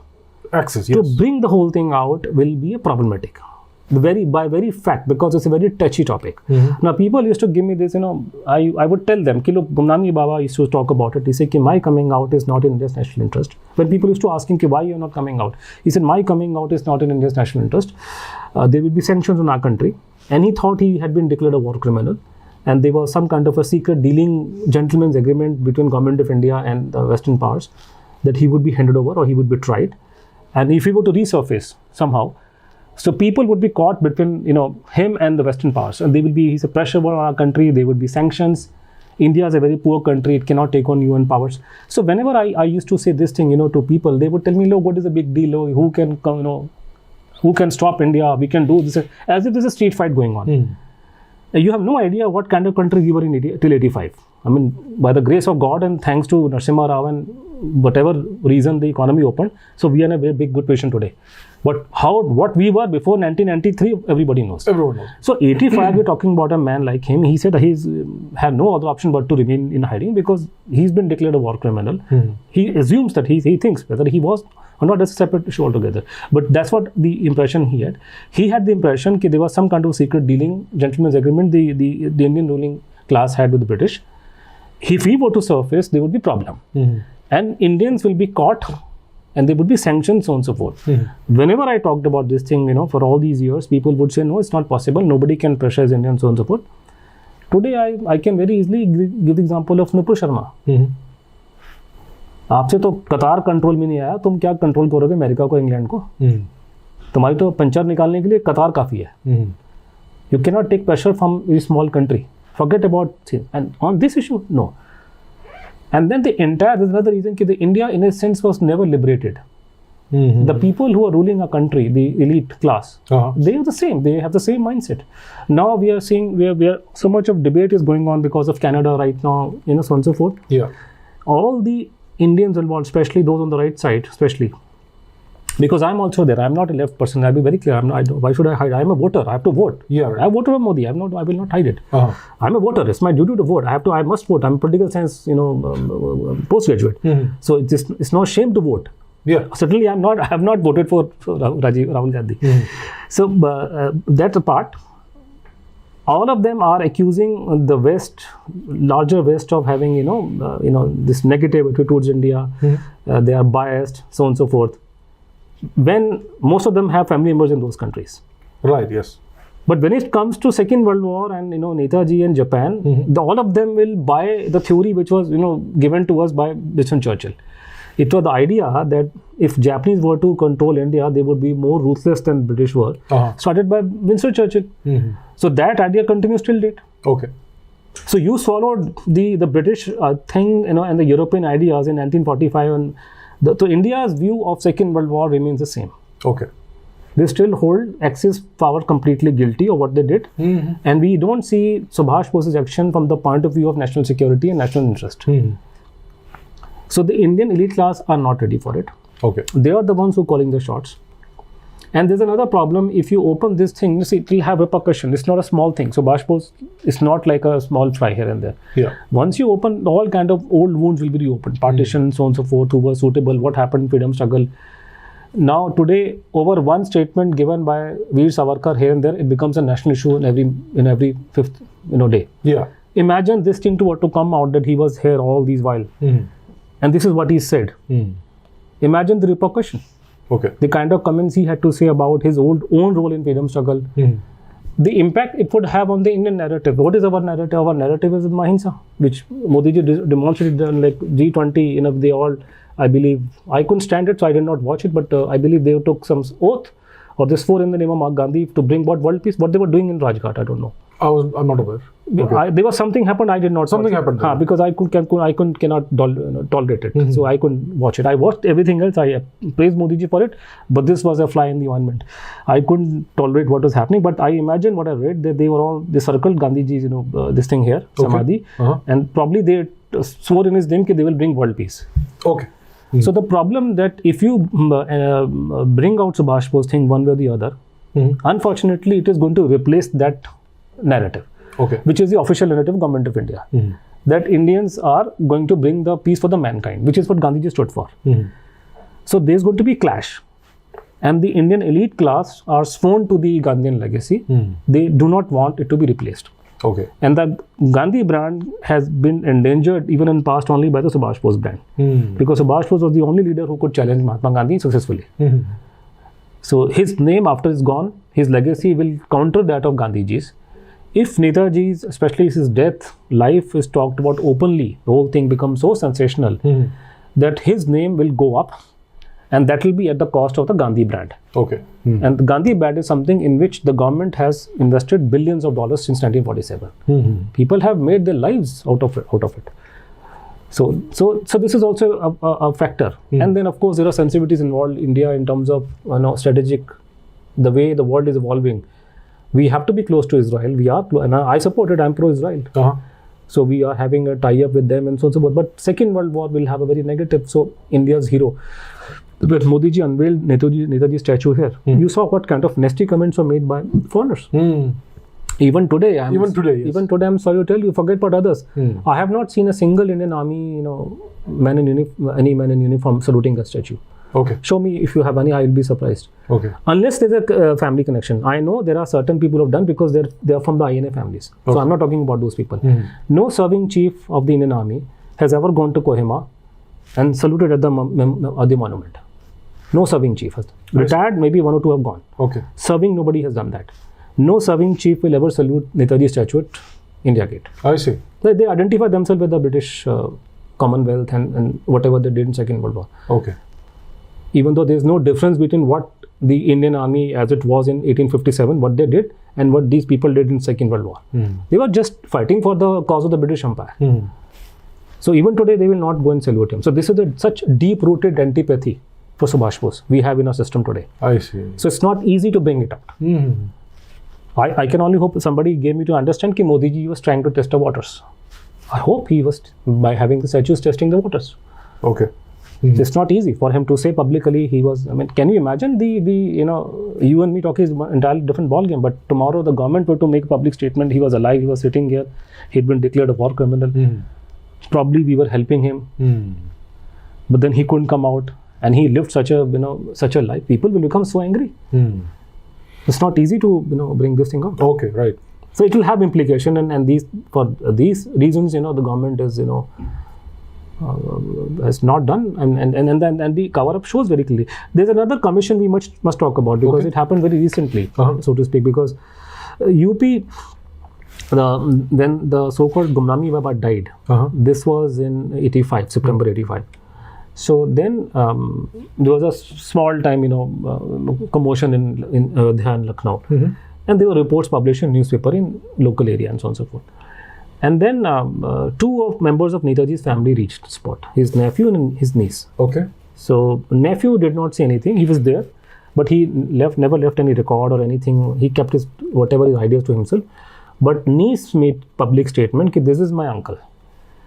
This stuff found from Gumnami Baba's home, this appears to be my grandfather's stuff. Okay. Some umbrella, which was Netaji's father's umbrella, just found with this person. Some handwriting sample were of Netaji's brother's handwriting sample. So why would Netaji's brother's handwriting samples or something that he's written should be found with Gumnami Baba? So likewise, she made public statement that this is my uncle. And then she went and spoke to the government. I'm given to understand the chief minister of the day told her, look, this is beyond me. Veer Bahadur Singh, he became the foreign minister for the country and then he died. Okay. But Veer Bahadur Singh told her off the record, go to the court. This is beyond me. I can't do anything about this case.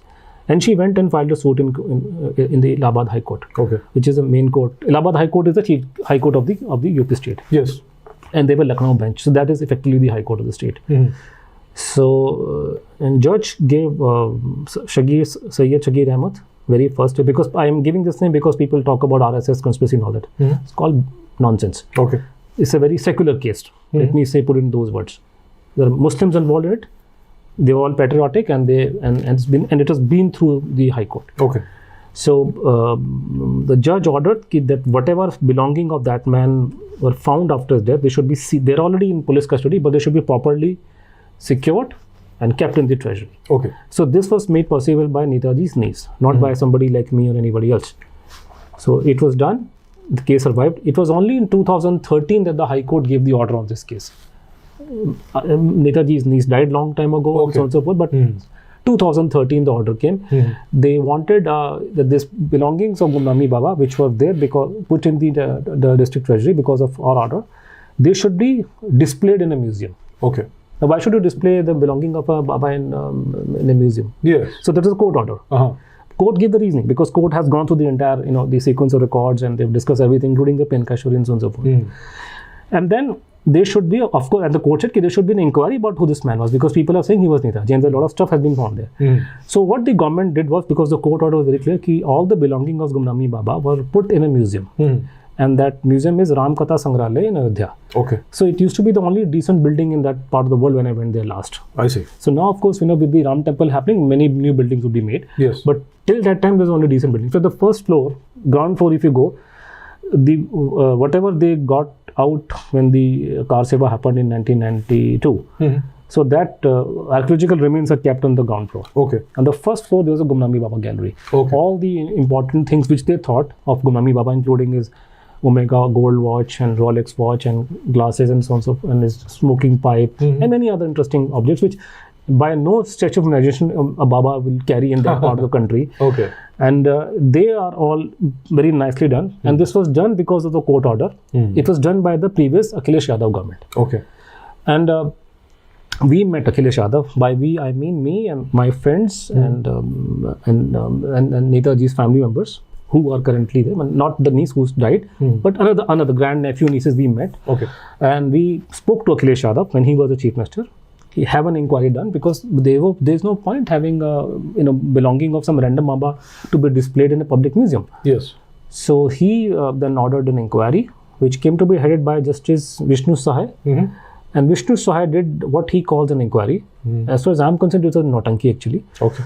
It's a farce. So he did no inquiry. He went with the Azam Mukherjee Commission report that the DNA did not match according to CFSL lab. So he's not Netaji. So he's ruling out Netaji only on that basis. Okay.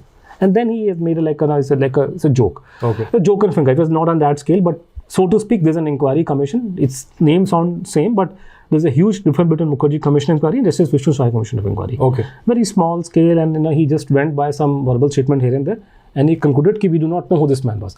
He has given 11, I think, conclusions. He has talked all good things about Gumnami Baba, that he was a person with very, very robust voice, like Subhas Bose. Okay. He was very well versed in international relationships and so forth. He was very troubled by what was happening to the country. He had great perseverance and so on and so forth. All the 11 things that he mentions are all will apply to Subhas Bose. Okay. The last finding of his, he was a follower of Netaji. Okay. Now please understand, all the followers of Netaji have been accounted for. Okay. There's no follower of Netaji that we do not know. Okay. Even those who are silently his followers, even that we know. Even those who were silently his inquirer, even those followers' name are known. The person A, B, C, D. General J.K. Bose was the chief of the staff of the Indian National Army. So you have his grandchildren in Indore today. So everybody is accounted for. We have not heard of any Netaji follower sitting in Ayodhya. Okay. But give his name. No? You have got thousands of objects. There are thousands of letters lying in the So he said he is a follower of Netaji. So it's basically evading, but everything else is matching. So that inquiry was an eyewash. So he did not conclude who this person was. Then another thing happened that this museum, which was where they displayed Gumnami Baba's belonging. Then Akhilesh government went, and then Yogi government came. Initially, they gave this excuse that this will be open to public because Mukhyamantri ji will go and unveil it. Because it is formally closed. If you went there today, you would not be able to enter because it's closed. I see. Second floor is closed. I see. You can't enter. The whole thing is there. I see. But public cannot go and see it. Okay. And for the last 6-7 years, Yogi ji has been the chief minister. He has not done that. Once or twice he has been to Ramkatha Sangrahalaya, but he doesn't go beyond the first floor. Okay. So the museum has remained as it is. Now I very much worry it might be destroyed. Okay. Because I last heard that this entire belonging of Gumnami Baba are being handed over to the trust which is looking after the building of the Ram temple. Okay. God knows what will they do with it.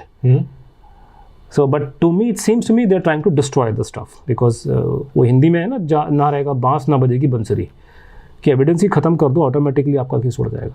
So unfortunately, that is the situation of mine. So the UP government is doing nothing about it. They have the cover up of Netaji case in its entirety is happening at the central level, but the cover up of the Gumnami Baba issues is the UP government and Yogi government. Okay, they are not letting anybody see those belongings. Take for example, there are letters. There is a letter written by RSS second Sarsang Chalak Golwalkar ji. Now people would know who is Golwalkar. Yes. People know who is Guru Golwalkar. Golwalkar is a person. If he were not there, Modi ji would not be Prime Minister today. In fact, Modi ji has written a book about it. Okay. About him.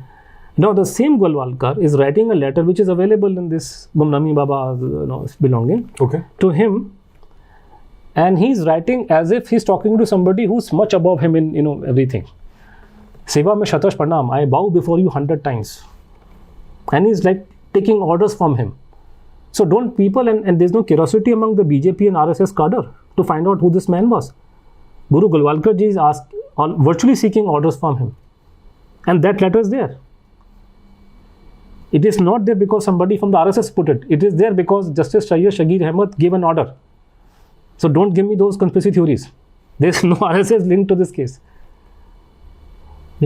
So you have this kind of a stuff is there. Gumnami Baba, letters, correspondence. The problem is what? The problem is like this. Suppose if they were to display this thing in a museum, so any child will come to know that Baba, this is not an ordinary Baba. Why would, ask any, I know so many pracharaks. Most of the people who support me are from that side. So, they all understand very clearly. He said, Golwalkar ji will not write a letter to any random Baba. Yes. And indeed, the previous Sarsang Chalak ji publicly made a statement that he was Subhas Bose. Okay. The people in the BJP do not know this thing. They have so lost in the making the world a better place in the Gandhian fashion. They have forgotten all these things. So it's out in the open. The only thing they don't want to do it, and I'm helpless because I have nowhere to go. What do I do? I'm not a politician. I'm not sitting in parliament. I can't make random comments. So the left side will not talk about because they don't like Subhas Bose. They only use Netaji to have brownie points against the BJP. That's what they do in Calcutta, by the way. Just to score brownie points against BJP, they will rake up Subhas Bose's name. The Subhas Bose had a lot of Muslims in his army, so therefore he was a secular man. Modi is not. Who told you there are no Muslims in the PMO today? Who told you that there are no the Muslims in the entire government of India? There are so many Muslims who are serving in government of India in sensitive positions. Who's the Indian ambassador who has got the deal of this air card from France? Go and check the names. ये क्या logic है कि you're only using Netaji's name to attack Modi. Otherwise, yes, to talk about Netaji's vision of what he did, he was able to unite Hindu Muslims. Perfect, of course. Talk about it. That they will not, because then they'll have to rake up the issue of Mahatma Gandhi. because they want to boost Mahatma Gandhi's image, who was a complete failure in uniting Hindus and Muslims. So it's happening. So I'm helpless. Where do I go? I cannot go to left because left is hostile, and I'm also not part of it. And the right, the problem is that the Yogi ji and Modi ji are not doing anything about it. But what can we do?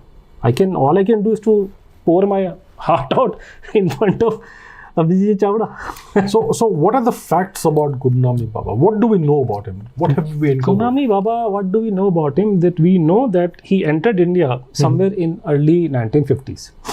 He entered India. Entered India. Okay. How do we know that he entered India? There are three sources of information about Gumnami Baba, so-called Gumnami Baba. Okay. The name nomenclature Gumnami Baba was coined by local media in 1985. In 85? So he was not known as Gumnami Baba. Okay.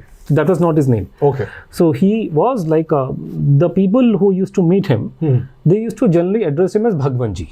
Bhagwanji. Which is a reverential way of talking to a holy man. To holy man, yeah. So he is basically Bhagwanji. When I talk, me and my friends we talk to his followers, we talk Bhagwanji. We say Bhagwanji. Okay. Gumnami Baba is a media creation, but it's become very well known, so we just generally refer to him Gumnami Baba. Okay. Otherwise, very off-putting. Even to somebody like me who's a Hindi speaker, Hindi is my mother tongue, it's a very awkward sounding name, Gumnami Baba. I mean, to think of Gumnami Baba and Netaji doesn't add. Yeah. I also know that. I got, it's very off-putting. In fact, when this whole story of Gumnami Baba was first conveyed to me, I felt so, when I can't tell you, I felt so annoyed. I wanted to throw this person who was telling the story out of the window of the 7th floor. I said, what nonsense are you talking about? Subhas Chandra Bose, alive, 85, in Faizabad. क्या पागल हो गया तुम लोग? गाली दिया उसको मैंने इनफैक्ट. Okay. वो तो बाद में मालूम चला कि ये तो he was talking sense, but I could not see because I cannot imagine, because the image of Netaji Subhas Chandra Bose that we have known, and Gumnami Baba, even the name itself doesn't gel. But that's how if somebody is on the run, very bad choice of example. But when Osama bin Laden was on the run, when you're on the run, obviously you cannot be compared to what you were earlier. Yes. So this man was on the run. He was hiding away in different small places. Obviously, he cannot be same Subhas Chandra Bose that we knew. They're two different scenarios, different circumstances. So sometime so we have three sources of from which we can derive information about him. A, the letters he himself has written. Okay. So some got letters written by him. Number two, the letters he wrote to somebody else, who are also people of some consequence, important. And they copied those letters in their own handwritings, because usually Gumnami Baba destroyed the sensitive material that he wrote. Okay. So, and he would usually not give his handwriting sample to others, even to those who were very close to him. Okay. So often they made copies in their own handwriting. And the third is that while he spoke, and he used to sit and talk for hours and hours with his special, people who were linked to Netaji one way or the other. He used to come and meet him from Calcutta every now and then, or even locals. So they were allowed to take notes while he spoke. So some of them have made notes out of it. And then, of course, people can recall from the memory. Again, there are different grades. I would put a lot of trust in a person, who was known to this man, but he was of certain age, so that he could capture things better. Okay. But I would rather not trust, and the person was rather young in those days. Somebody who was, let's say, a teenager, and he heard Gumnami Baba say something in 1983. I would have to keep in mind that he was a teenager. Might be some problem with what he captured. But somebody who was already a 40-plus old man in 1982, when he spoke to Gumnami Baba, I imagine his understanding would be far better. So these are the sources. Okay. So from these sources, we have a very rough idea of what he was doing and so on and so forth.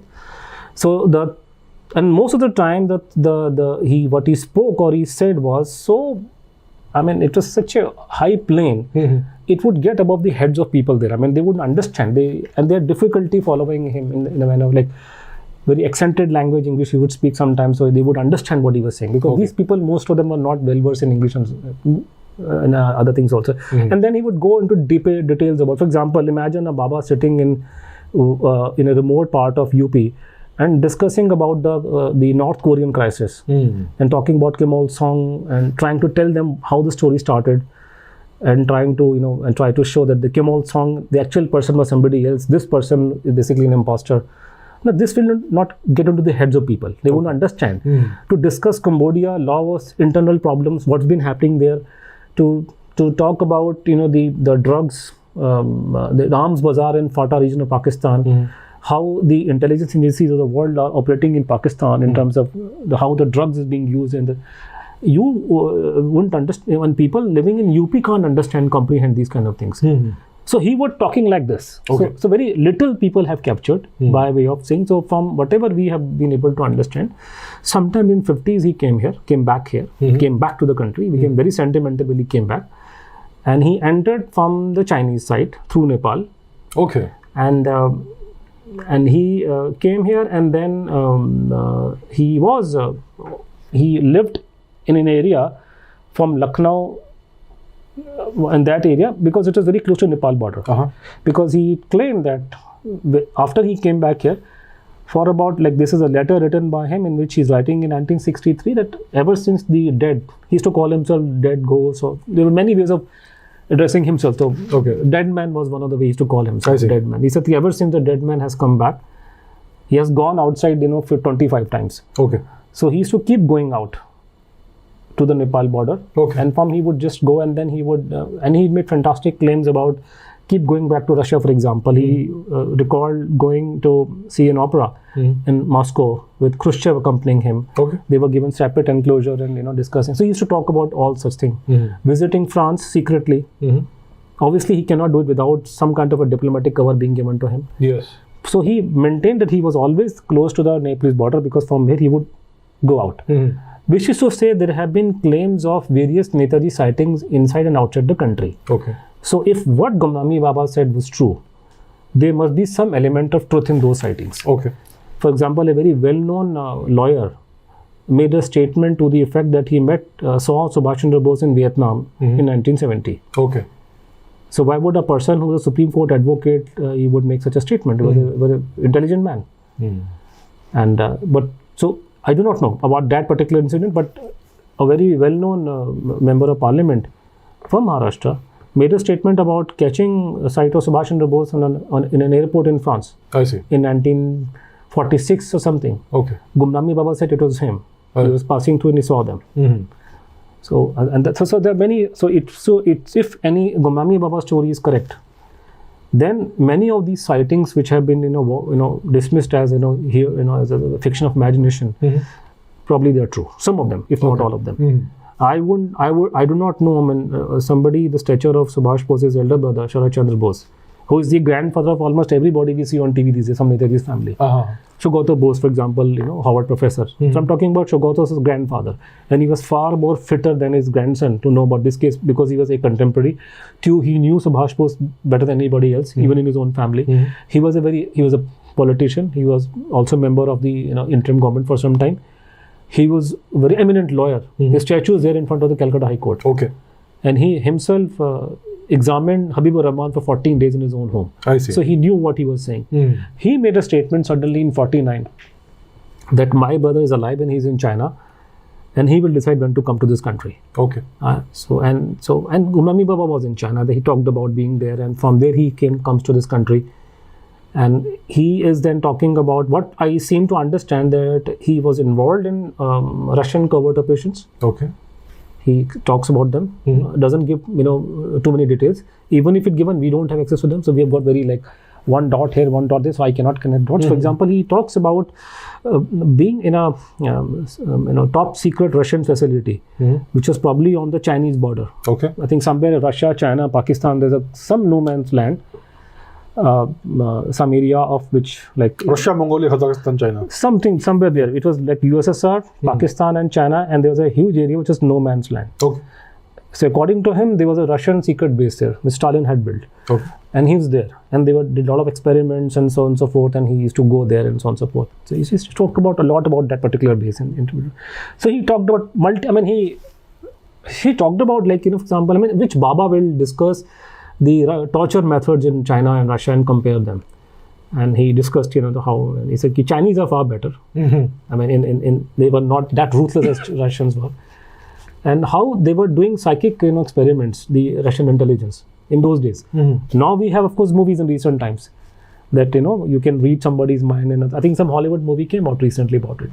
So very famous. George Clooney was the person playing. He was trying to read somebody's mind. Very famous movie. So Gumnami Baba talked about Russians doing psychic these experiments. So this is a man talking about it in UP in 1960s or earlier. So he was going out, meeting people, and and he seems to know things before they happen. Okay. I think before the Chinese went for a hydrogen bomb blast in 64, whatever it was, hydrogen, maybe atomic bomb, I don't know which one, but he wrote to his people that watch out, 7 days, something's going to happen. I see. So he was not only on the top of the international events, he seemed to know things in advance. So we have given, Chandrachu in my book, Conundrum, we have given examples of, and that's what amazes us. How can a person know in advance what is going to happen, unless until he himself is there? Let me give an example. Now, Chinese had this top secret bunker, big bunker in Beijing, which is known today as the Xiachang, underground city. So Russian, they feared Russians probably drop atom bombs on China, because most people don't realize that actually Russia and China were at loggerheads with each other. Yes. That's why the Chinese went to the American side, 69. Yes. So Russians are fearful Chinese are fearful Russians probably will drop the bomb on them. Yes. So once you have got the bomb, you have to have bunkers. Yeah. Because, for example, India, we have bunkers, but then these bunkers are of the Second World War vintage or 71 vintage. So these are no longer suitable in case Pakistan would have dropped an atom bomb. So I'm sure the government of India would have taken measures. So Chinese built a huge bunker city. China is a closed country even today. Nothing comes out of it. Even in the internet, the age of internet, nothing what's happening there. Yeah. Now I'm talking about in those days. Nobody in the world knew anything about the Chinese underground city till year 2000 or so, when Chinese, the army, left that area. Now you as a tourist can go and see some part of it today. But it is not in public domain till about 2000. And China is a closed country even in this age of internet. Yes. And TikTok and Facebook and Twitter and YouTube. How is it possible for a Baba sitting in UP to say that in 70, he said it, I think 73, because it was published somewhere. So we might be able to even prove it. Something was printed in 73 in which he said ki the dead man has been to that place, and with his own eyes he has seen what kind of facilities are there. There are swimming pools, there, so on and so forth. How is it possible? So there are multiple things. Multiple things he has talked about, especially the war with Bangladesh. People were shocked when some of the people who got in touch with him when he was from Calcutta, who were former revolutionaries and so on and so forth. The first meeting they had with him in 63, he said, go to the borders on the East Pakistan side, because there was no Bangladesh. Bangladesh happened in 71. Yeah. He said millions of people are going to cross over to this side. Something which happened after a couple of years. And he was giving idea of what is going to happen in advance. And then of course so he was, the sum and substance of it, the Gumnami Baba claimed, if you believe him, take him or whatever he said, he came back to India. He could not resurface here because he thought India will not be able to, there will be too many complications, and people of India will be, probably take the heat, and there would be a demand to hand him over.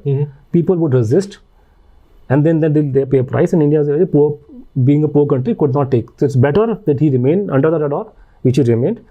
And he was, because he had some score to settle of Second World War, especially with the Americans.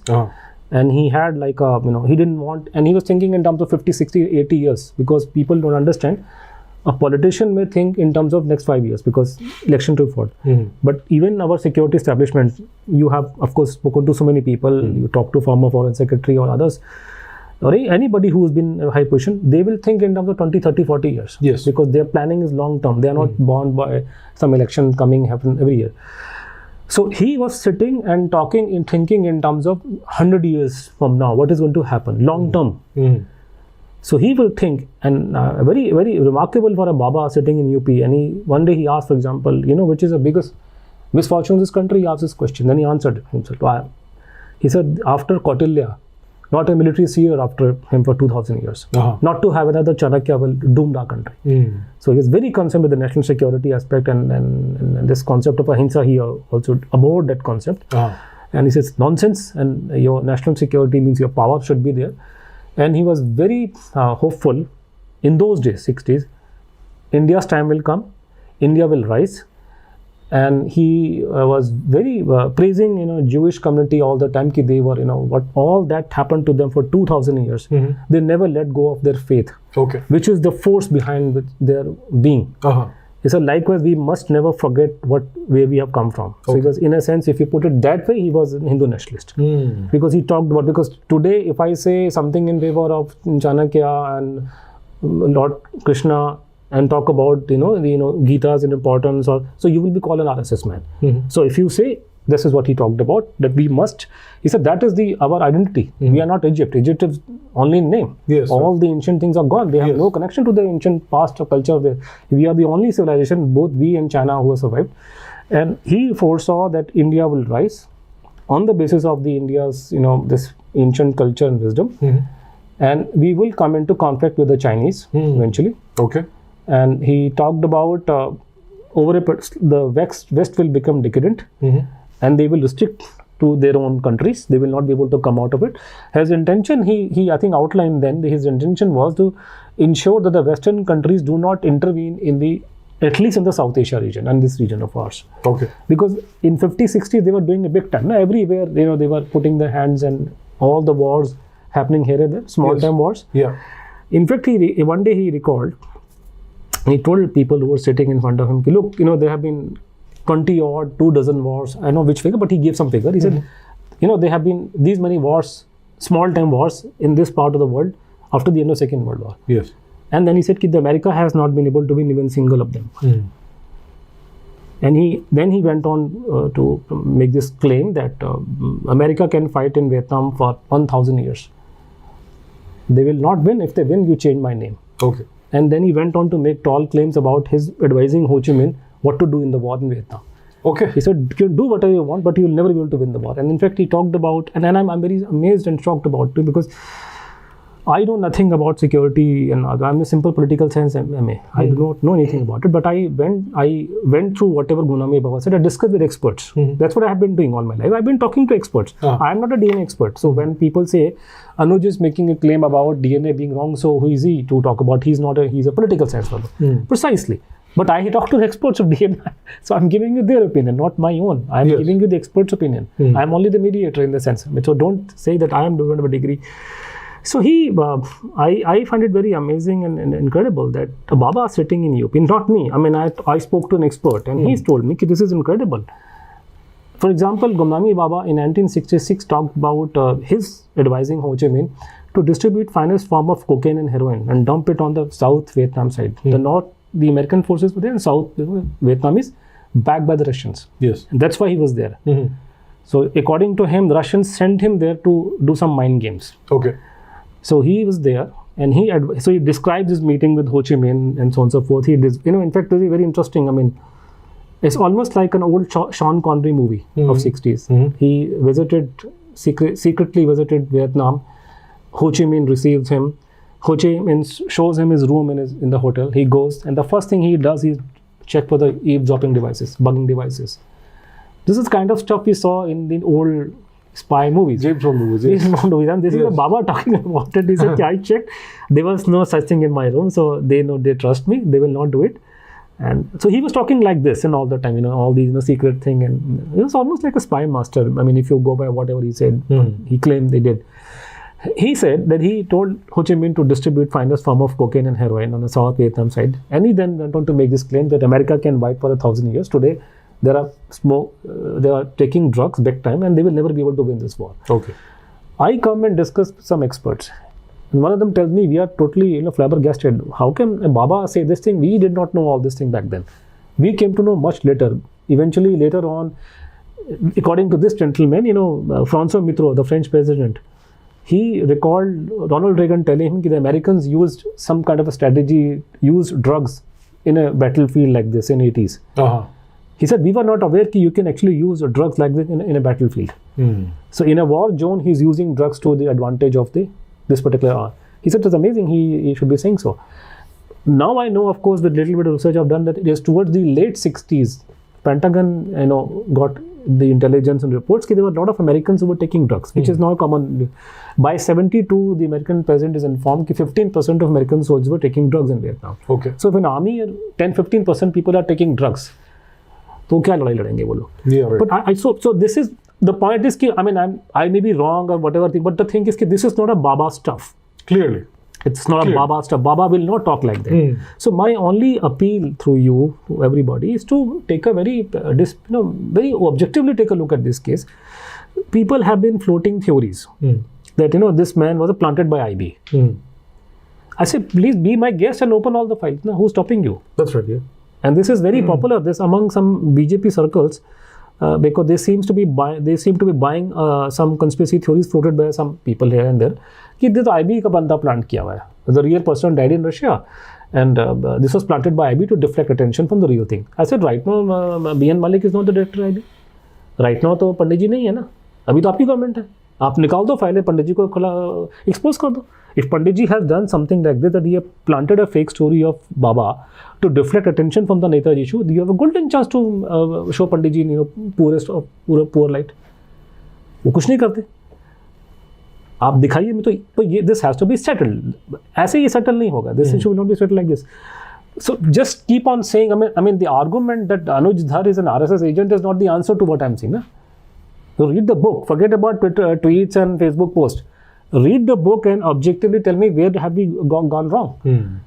Which conclusion is not the conclusion which anybody would make. We have quoted people who knew Subhas Bose very well.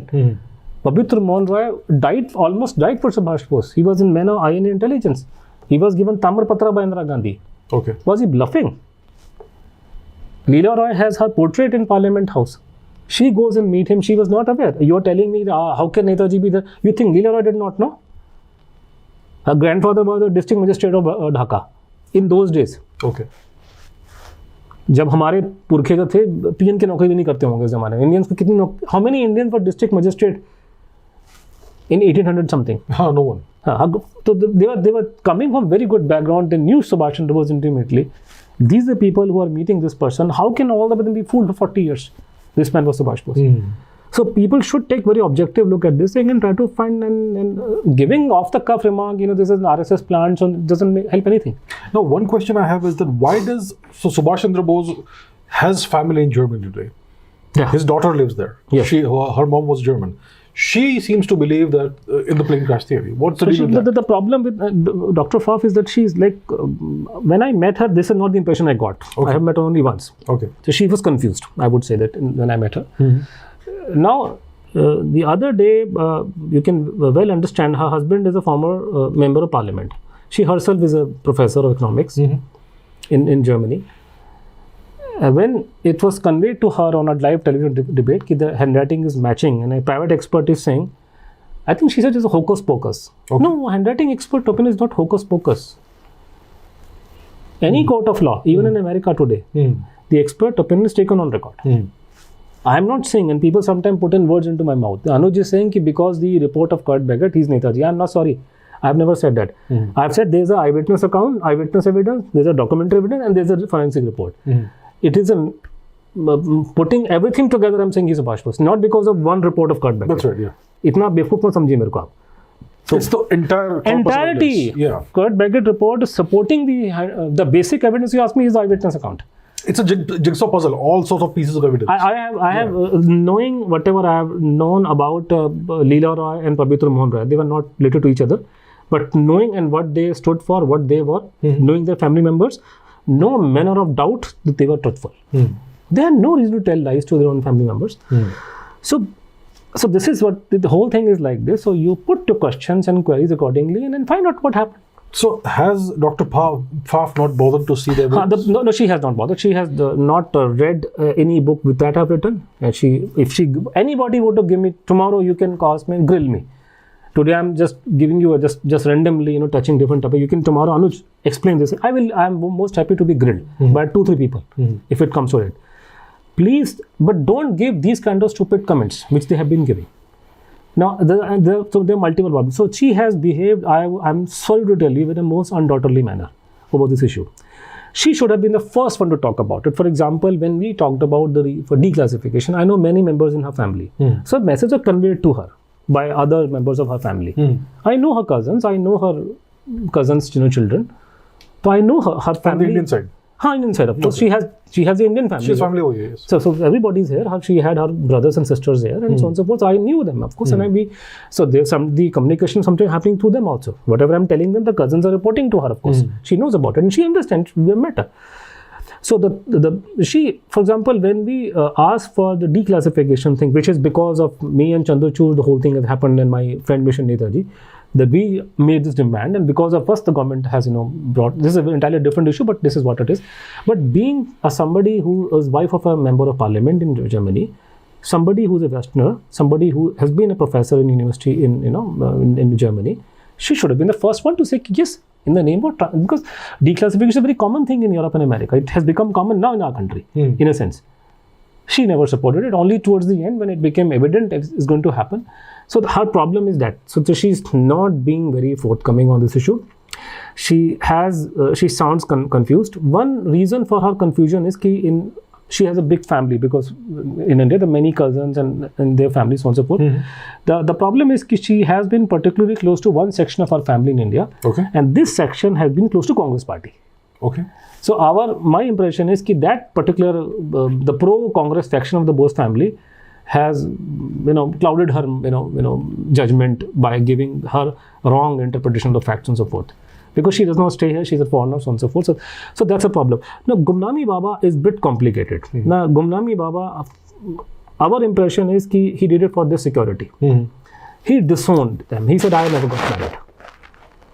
He said, never got so legally speaking, they never got married, so that's true. So he disowned, this is not my child, and this is nothing to do with me. It's all part of a huge, big plan. Our interpretation is that he deliberately did so because he wanted to keep them safe. Because I can tell, for example, we have, in a manner of speaking, we have the evidence that his elder brother knew about him when he was in India, and there was a communication through somebody else. The brother knew. Others also, family knew about him. He was there. You can tell your own older brother, look, I am here. I'm sitting here. I will be, I cannot come out. And you also need not come here because you will be I'll be caught. The cover will uncover. Everything will come out. A brother might understand, but to convey the same thing to your own daughter and to your wife will be a bit difficult, especially more so when they're foreigners.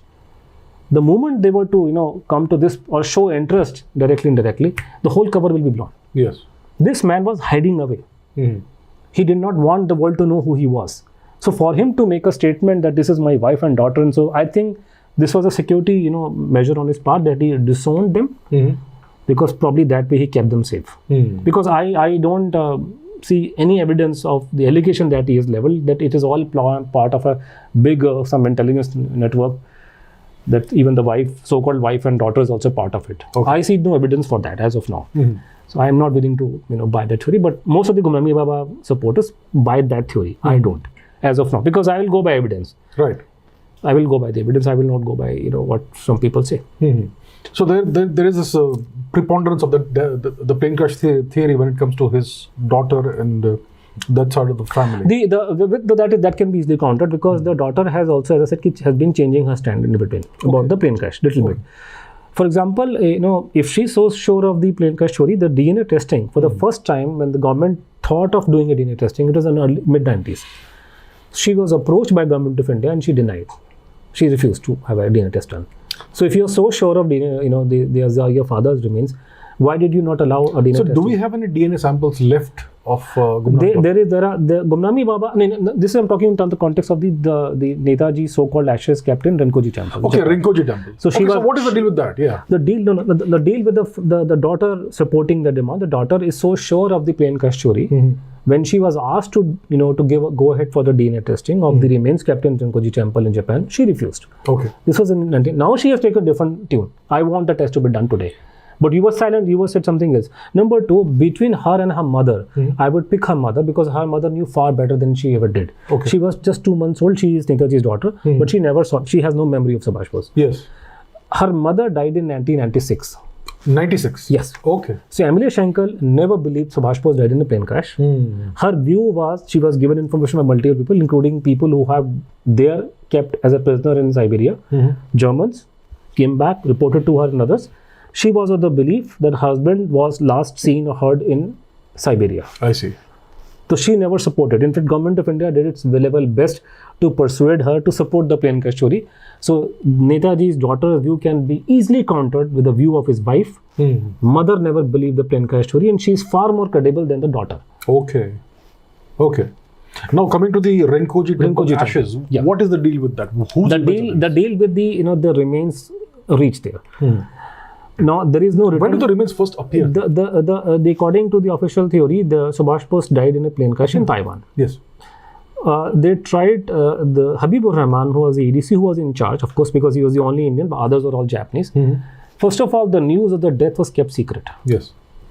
So he did not inform anybody. He just kept sitting on it. After 2-3 days, they wanted after next year, but whenever they initially they wanted the remains to be taken to either Singapore or elsewhere, because Subhas's headquarters, Azadin Sarkar, was in Singapore. Yes. So he wanted these body to be taken to Singapore. So there were some excuses, it cannot be done because we don't have any planes available at this stage. Whatever. Okay. So the body could not be transported anywhere. So they had to be cremated. It had to be cremated there. So the cremation happened. So now there's a problem that there are multiple versions of cremation because Habib himself became confused. Okay. The date of confusion, the cremation. Sometime 20, sometime 22nd. I see. So you cannot make that kind of mistake. Your leader has died. You talk about him and you start crying, Netaji died and this is what happened, this is what I saw. You cannot fumble on the date of cremation.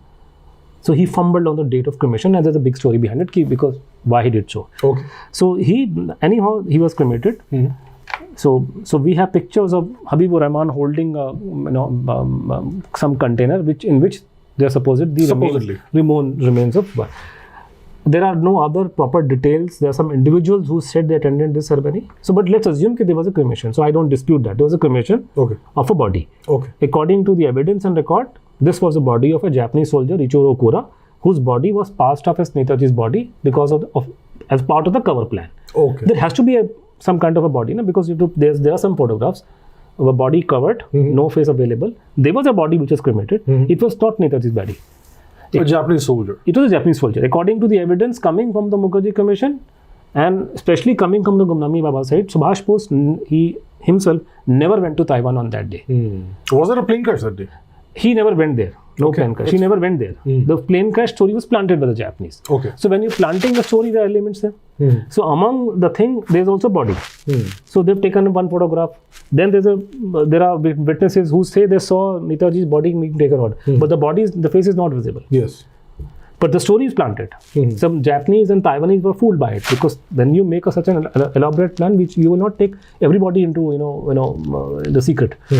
So obviously the orderlies would not know, the nurses would not know what is happening, so on and so forth. So a body was disposed of. That body was of Ichiro Okura's, not Netaji's. All the same, according to the version given by Government of India, this is Netaji's body. Okay. Fine. Cremated. Remains were taken to Tokyo in September 45. Okay. There only verbal records are available because there is no written record that was given to the military headquarters. September 45, by the time Japan had already surrendered. They surrendered. So why were the remains not taken to India? No, I think there was no way they could have come to India because situation different. So I think the only option available for him was either to go to Singapore or probably go to Japan. So they went to Tokyo. So he went to Tokyo. Probably he wanted to come to Singapore with the body, but couldn't be done. But eventually they thought probably that was the only way they could fly. So he went to Tokyo, which I think that by itself is not a problem area, because India was totally ruled out in that sense. So he goes there and then he hands over verbally. There are no written records to the Japanese headquarters, military headquarters. They call two individuals, S.A. Iyer, I told you the person who became was a thief, and Murthy. So Murthy and Iyer were brought in the picture. Both of have them dubious background now. Okay. So they were given those remains. These guys went and Murthy kept the remains in his home for some time. Okay. And after some time, after 2-3 days, maybe some period, they convinced a priest in a small temple in suburban Tokyo area to keep the ashes with him. Okay. Told him, you keep it, we'll take it back from you. Because right now we cannot cannot take it anywhere, and we fear it might be confiscated by the Allied authorities. So it's a Buddhist temple? It is a Buddhist temple. Okay. So the priest was very kind old man, so he took it. Because so the ashes remains were deposited in the Renkoji temple. Okay. After when Indian government authorities reached there, so Indian government got in touch with the temple authorities, and beginning 50-51, the Indian, we did not have an ambassador, we had a plenipotentiary there. Okay. Mr. Chatur. So J.R. Jaitleyji's father, the Samta Party former leader. Okay. So J.R. Jaitleyji's father, K.K. Chattur, he was an IFS, Indian Foreign Service person, ICS. He was the Indian plenipotentiary there. So he, in 51, I believe, 51, Government of India through him took official charge of the remains. Official charge? Yes. So the ashes, Netaji's remains are in our custody. The physical possession has been left to the temple priest. Okay. You keep it, but we are it. So in case something happens, we will take it. This is our stuff. So over a period of time, now this by itself is a long story, long and winding story. But over a period of time, the priest became restless. Okay. And somebody, sitting in the South Block here had a good idea, and that we should pay him some money, and we should pay the temple some money to keep it. Okay. So, and this idea was thought of by K.R. Narayanan, who became our president in future. I see. So it is Narayanan's idea, and he was deeply rooted in the the British Raj era kind of thing. I've seen some of his comments, which show that he was a completely very rooted in the British visions of the world, so to speak. So he thought of this idea that we should pay them. Okay. Now this was done top secret. I see. Nobody had any clue about we were paying the Rinpoche temple. It was completely top secret. They were all kind of bureaucrats and Indian Foreign Service persons, some of whom are in power today. Okay. Okay. They handled this matter. They knew the money was being paid, but not a word was whispered about it for all these years. Okay. That since 1961 or so, we have been paying Rinpoche temple. Since 61? 61 or so. We have 61. been. K.R. was the head of the East Asia division of the ME in those days. I see. Jain Dikshit was the first secretary. So when this happened, I think the first, if I'm not wrong, the first time the money was paid, Jain Dikshit did the honors. Okay. He was the first secretary in Japan. Because all the people whose names are on the file who handled this matter all eventually became foreign secretary and so on and so forth. Okay. So so anybody is like a Midas church. You touch the Netaji issue, but you're on the right side, you will go everywhere. Interesting. so all of them. In fact, you take the name, everybody handled this case here and there, this matter. And then this was given, and then so this kept on happening, and in between they will be pressured to take the remains back, but it would not happen. India, they were not willing, not ready. My assumption is the government of India knew he was here, so obviously they cannot bring the ashes to this country. The real man is sitting here. Otherwise, the excuses which are given in government files, we cannot bring them back because there is a people in Bengal who don't accept that he's dead, is nonsense. And nobody cared for Subhas Bose in Bengal after 1946-47. Okay. So this is nonsense. The whole idea, Bengalis are not bothered about Subhas Bose. Let's be very clear about it. We can talk at length about it later on. Okay. So they are not bothered about it. So his excuse is used. I think the reason the government of India did not allow these remains to India because they knew very well at the top level the man was alive. He did not die, and these are certainly not his remains. So if we bring them here and God forbid the real thing comes out from here and there, we'll be in deep trouble. Okay. So from one excuse or the other, they did not allow. Japanese kept on putting a pressure on her, but we would never. And then Japanese gave up. Okay. So these ashes remain where they were, and temple authorities are very happy because they're getting money. Okay. Then in 1990s, the FBI started doing this DNA testing. So science was not known. Yes. Only became known in mid-1990s. I believe 92, 93, the FBI first started doing the testing. They called it DNA fingerprinting. DNA fingerprinting. Yes. First it was done by some British expert. But the FBI began using it only in 1992-93. Okay. At that stage, it was mooted. The idea came that you should subject these remains to DNA testing. Okay. But the government has never done it. The thing is, they are burned, right? The remains are burned. No, that's a secondary thing that we know now that they are burned. So it was Justice Mukherjee who came the closest. So he saw the remains. He saw the remains? I'm sorry. He did not. He wanted to see the remains. He could not. Okay. Because there's some excuse given by the priest that the container cannot be opened. We need a carpenter. Today's a holiday, so on and so forth.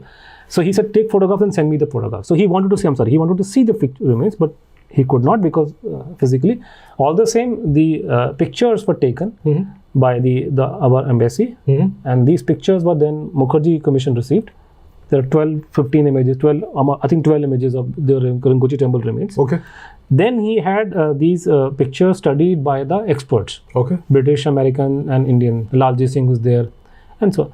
So all of them were of the same opinion. These are burnt remains, and these cannot be tested DNA. At least the DNA testing science as it was in 2000, early 2000 was not that advanced. Today we do not know it. There might be a way, but God knows. Terry Milton was an American expert, and he was, she was approached. I'm sorry, Terry was a lady. Terry Milton was approached, and Terry was positive in the sense that she offered that I am willing to do a mitochondrial DNA test on these remains. Okay. Which is like something which comes from mother to daughter. Mother to children. So then, because the Mukherjee Commission had the blood sample from Netaji's daughter's granddaughter or daughter something. From the maternal side, there were samples are available to check, verify. Because this comes only to mother to daughter. Mother to child. But it's passed on through mother to daughter. No, mother to daughter, not to the male child. Because mitochondrial... Even the males have the mitochondrial DNA, but they cannot transmit it to their offspring. Only the mothers can. So that is why Netaji's, either niece or niece's daughter blood sample, I think most likely niece, Netaji's sister's daughter had given blood sample for testing. Okay. So that was available to Mukherjee Commission. As a reference. So they could do this thing. So Terry Milton offered the mitochondrial DNA testing. And Justice Mukherjee, of course, he said, I'll try. I'm not very hopeful, but I'll try. But first, I would like to do an anthropological evaluation of, should be done of these remains, and report should be given to me. So what exactly is there? There are large parts of chunks of bones. So, for example, lower part of jawbone. Okay. Lower, upper also, but lower one can be. Then there are parts of skull. Just fragments. Fragments. Okay. All broken. So these bones can be seen very easily, like this cranium part, if I'm not wrong. This is there. So anthropological expert, I'm sure, can easily find out whether they are male or female and so on and so forth, or Asian or Caucasian or whatever. Okay. For example, I'm given to understand this cranium, this thing, even if the male is shorter in height, this would be thicker. Okay. So female will always have a very not very thick. I see. So there are ways, the anthropological expert would know. But so Terry Milton wanted this forensic, anthropological evaluation done of these remains, and then on that condition, she would do the DNA testing. Okay. So Justice Mukherjee informed Government of India about it, because please understand, the ashes remains are in the custody of Government of India. Correct. It is not in the custody of the temple priest. Yes, right. He has the physical custody, but possession is ours. We are the in charge, overall in charge. And we give him some money also, so he will not mind. Yeah. So this is what they offered, and from that time, government hushed up. Okay. That is a long and short of it. There's a long story behind it. People may say this is that thing, but the reality is that they offered. In such a case, it should have been done immediately. What is? I mean, you go for DNA testing in all small and all and sundry cases. What is preventing the Government of India for doing a test? I think it should be done today, but not in an Indian lab, because see what they did in the Gumnami Baba case. I would rather have it done in the FBI lab, or maybe another lab in England or UK or in Europe. So these two labs should be when we can give the Bhamri Devi's remains for testing to FBI lab, why should Netaji's remains should not go there? So they should be tested. We have an arrangement with the FBI. They have their man here in Delhi. So we have an arrangement with the CBI and FBI. Because this is a very scientific thing, we don't have that kind of an expertise. And as we know that all issues in India, whenever there's a problem, they always take forensic expert from abroad, not from India. Any small issues, they will go running to the... Everybody knows that we don't have the capability in this country to do. We can only... third-rate reports will come out. Do we have any tissue samples from Gumnami Baba himself? The problem is that Justice Mukherjee, before coming to that, he also tried to lift the fingerprints also, because that is also one way. Yes. And about fingerprint, I'm given to understand, for example, if you and I both were to touch this table, and even if 1 million people were to touch the table, so they have technology. In fact, they had technology even 10 years earlier. They would lift our fingerprints somehow. So science has become very advanced and all that. So when you touch our paper, for example, newspaper, or even there we have it can be done. Okay. I mean, it's feasible. I mean, may not. So Justice Mukherjee wanted to find out whether any latent fingerprint can be lifted from the stuff of Gumnami Baba. Okay. For example, I think some stuff was found and people thought it might contain his fingerprint, so they covered it properly when the stuff was secured back in 1985-86. Okay. So this question and this demand rather, Justice Mukherjee made to the same CFSL Calcutta, but they never responded. I see. So the fingerprint is out. Regarding DNA, Justice Mukherjee's intention was to look for, the smoking pipe. Because the saliva can be done. And but he eventually got the teeth. Which we thought were his. Okay. So these teeth were tested by a CFSL and that fraud report came out. Now, whatever has left of their teeth is there. But it is in the custody of the UP government. which either will not let us touch it, and I have a fear they will destroy it, because वो खत्म करना होगा पूरे case को. So वो हमारे हाथ में नहीं है. So because I cannot get a sample from outside, the sample has to be, now these are teeth from Gumnami Baba, and they were secured by the authorities at the behest of the court. Court's order, led to this thing. Because I cannot break a random, hair sample from somebody. Then they will accuse me कि आप तो नेताजी की family किसी का sample उठा के डाल रहे हो. Because people have, there's a theory. In fact, there's a theory that the ashes, there are many people on our side who say कि we should not have a DNA test of the remains in Rinpoche temple. It is quite possible कि it has been, tinkered with. And they have put the bones of some Netaji's family men also there. Okay. They can go. I mean, it is feasible. Of course, they can do it. People are capable of doing it. Our system, because that container has been opened 3-4 times. Okay. It has been shown to the people who are close to Congress party. So it is possible when Congress party was in power. Not that I trust these people, but then those people were far more worse. So it can be done. But I said it will be found out. Even if it has been tinkered with. So even if you put, if these are not Netaji, but Netaji is, suppose, for the sake of the argument, Netaji's nephew's, bones. No, you can catch. DNA will figure out that you can't fool the DNA expert. They will figure out whether it is Subhas Bose or somebody else in his family. Right. So that can be caught. So any Gumnami Baba samples can be had, but they are in custody of UP government. Okay. For example, there are multiple things. You and I are not investigators. CBI will come thousands. For example, you have the Rolex and Omega gold watch. Okay. You know what is the cost of an Omega gold watch? Course, and these are a very expensive thing. Now, for example, one can easily hand over that watch to the company, and they can tell you to whom it was sold, because nobody buys gold watch every now and then. Yes. So in the old days, even a sewing machine, the license used to come with it. Okay. I had a sewing machine of my grandfather bought in Lahore in 1929. I see. So proper papers and all that. I see. Wow. People don't know. They even in transistor, radio, you probably could recall this thing. I mean, till 1960s, people were supposed to get license for it. You couldn't have a radio in your home without a license. Without a license? Yes. I'm not aware of this. No. Wow. They used to have a license. In 60s, they changed the rule. Wow. You couldn't have a radio because it was a secret. You could communicate message and all that. Okay, a two-way radio.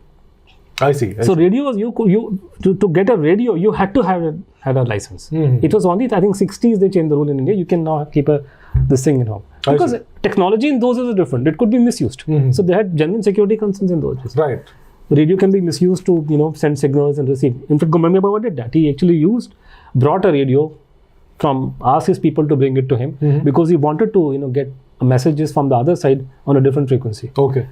So technology has changed a lot. So anything, these kind of things which can be done, but so there are multiple things. There are books, letters, so on and so forth. If CBI or some expert panel, some investigators were to put their minds and heart to it, they will take 5 days to ascertain who this man was. Right. And I'm sure the government has the records. No, the records are all secured. Gumnami Baba, whatever he left, and they were sealed on court's order. For example, when I talk about the letter from Guru Golwalkar ji found there, if the allegation is that they were planted by the BJP or RSS, please understand they were confiscated by the government in 85. 85 itself? 85, and it was done at the behest of the court. Okay. So there was no BJP and RSS then. And the judge who gave the order was a Muslim judge. So you cannot accuse that BJP has planted this for you today. BJP was least interested in this case, then even today. So this is nothing to do with BJP and RSS. But this, so then you can find out, and then you can go and talk to people in RSS headquarters. Why would Golwalkar write such letters to such a person? So there are thousands of objects lying there. Letters are there. There are people writing from here and there. You can always go back to the people and trace them. Ask them who this man was. Why were you writing him letters? So if all this evidence has been suppressed, if the UP government has all these letters, possessions, etc., how were you able to get the information? I was able to get the information 2 ways. When it's a very nice question, good question, because it's all in custody of the government. But journalists get around, get something or the other. So, this is I think historians are not the right people to do this thing, because historians cannot do this thing. They will go by what is in the records. So, for example, in this case, journalists did something very good. Ashok Tandon ji was a very well-known journalist in this area, in that 85, 86. He was the one who first broke the story. And when the inventory, the High Court gave the order, So there was a process under which all the data, all the stuff which was found there was inventorized, and there was a process which lasted for about 1 year or so. Okay, 1 year. Tandonji is also a lawyer, so he got into that panel somehow. Okay. Through that, he had access to all the stuff. And in between, what he did was to take photocopies of some of these documents. Okay. Illegally. Of course, because legally you can't do it. Okay. Had he not done this thing, again the case would have remained where it was. I see. So that's why we have these samples available, documents, data, stuff. And then when Justice Mukherjee Commission went there in 2001, so this stuff was again reopened. Okay. It is there that I personally saw many of these objects with my own eyes. I see. Okay. So, for example, we were, and there were not many laborers were there. So Mukherjee had to scan. He had only 1 day. So he was looking for handwriting samples. So he asked us कि इसमें से निकाल के दो. Then he saw we were standing, me and 2 more journalists. He said, you also help. Okay. And we volunteered because हमारा तो car सेवा, हमारे को तो उसी बहाने हाथ लगाने का मौका मिल जाएगा. Yes. So we went and we tried this thing, and then, for example, there was a book, thick book, Radha Binod Pal, Dissension Judgment, International War and Tribunal. Such a thick book, the entire judgment of Radha Binod Pal of the Tokyo War Crimes Trial. So all underlined, he has underlined everywhere and so on and so forth. Okay. This is Mukherjee said, give it to me. Suddenly he took it from us. He did not allow. I see. Then there Brigadier John Dalby's book, Himalayan Blunder. Yes. So that he has underlined many places and written comments on the margins. So there are a lot of, basically essentially books about military, security, India's history, in Bangla, in English, Sanskrit. A lot of religious stuff. He understood Sanskrit. He understood. In fact, people told me that he could recite shloka perfect. Okay. He was like this. Subhas himself was very religiously inclined. Don't confuse him with his relatives who are right-wing communists. So we have this image of a guy, of a leader who's very secular and that sort of thing. So he was very... No, he was... No, what is the meaning of secularism? Being a secular. He was secular. In present-day India, it means you're not religious. No, present-day, Netaji used not Hindu. Netaji is not Hindu. So Netaji used to carry with him a Gita all the time. Okay. This has been noted by Britishers and even Christians who were in the INA. Okay. So this is not a secret. So how many leaders who call themselves secular, especially in Calcutta or Bengal, would carry Gita with them all the time? Right. He used to sleep on it. He used to keep it under his pillow. Okay. He was carrying with him when the plane crash happened. Okay. No Gita was found. Interesting. So he was, in that sense, he was secular. The Muslims under him were also secular. They went to temples with him. Okay. There was one instant when he the priest said, no, I will not allow non-Hindus. He said, if you don't allow them, I will not come. But the others also went. They also did the thing which they are not supposed to do otherwise. But then I must respond to another large issue. People keep on giving, the problem with history, the context is very important. If we look back something which happened 30, 40, 60 years ago, we have to keep in mind the context. Yes, it was different world. Through Subhash Bose, what he did, what he was, India was a different country in terms of secularism and Hindu-Muslim relationship. Before 46 and after 46 became a different country. Yes. And nobody had, seen it coming. Once it happened, there was a break. Yes. So today that break has happened. And now I'm looking back from today's perspective. Obviously, I'll find many faults with what he did, what he said. And that's a debate I don't want to get into, because if I went into this thing, then I'll have to give example from other icons who did the same. Okay. Because that was the only way out. What would you do in 1935 India? You couldn't talk like what you're doing today on Twitter. So that's that sort of thing. So he was very religiously inclined. He almost became a holy man at very young age, at the age of 16, 17. Okay. And he came from a good family. Yes. In fact, he learned English first. He did not know Bangla. Okay. His mother tongue. He learned Bangla later on. He learned English first. I see. As a child, I think it's written somewhere that when he went to Calcutta, he was born in Cuttack. So he felt ashamed because his pronunciation was not good of Bangla words. Then he from a rich family, father was well-known lawyer, Rai Bahadur. He became rather spiritually inclined, started reading all scriptures. Okay. Age of 16, 17, these are all factual, historical facts. He ran away from his house to become a holy man. He went all over India, Mathura, everywhere. Okay. And then he went back to his mother. Even when he was in INA, he was religiously inclined. In family, they all talk about he used to worship. When he was in INA, every night he used to put on saffron and sit in dhyan. Okay. People who met him in Germany, they say that he was sitting in that posture in dhyan and all that. So he was religiously inclined. There are all kinds of stories and claims. Even I do not know how far it's true, but when he met Heinrich Himmler, he gave him the Gita. Okay, really? So that is what is being talked about on Twitter, Facebook, everywhere. Okay. So he was nobody disputes he was spiritually, religiously inclined. So many of the things that he did or say, for example, he wrote that we should go to Africa and bring them to Hindu religion. Okay, he said that. He wrote that. Okay. He wrote that. He wrote that? Yeah, very clearly. Okay. And there are multiple other statements. I mean, I can pick, and there are people on the other side, which is the Muslim League and other sides. They said that if INA were to win or Subhas to win, India would become a Hindu nation.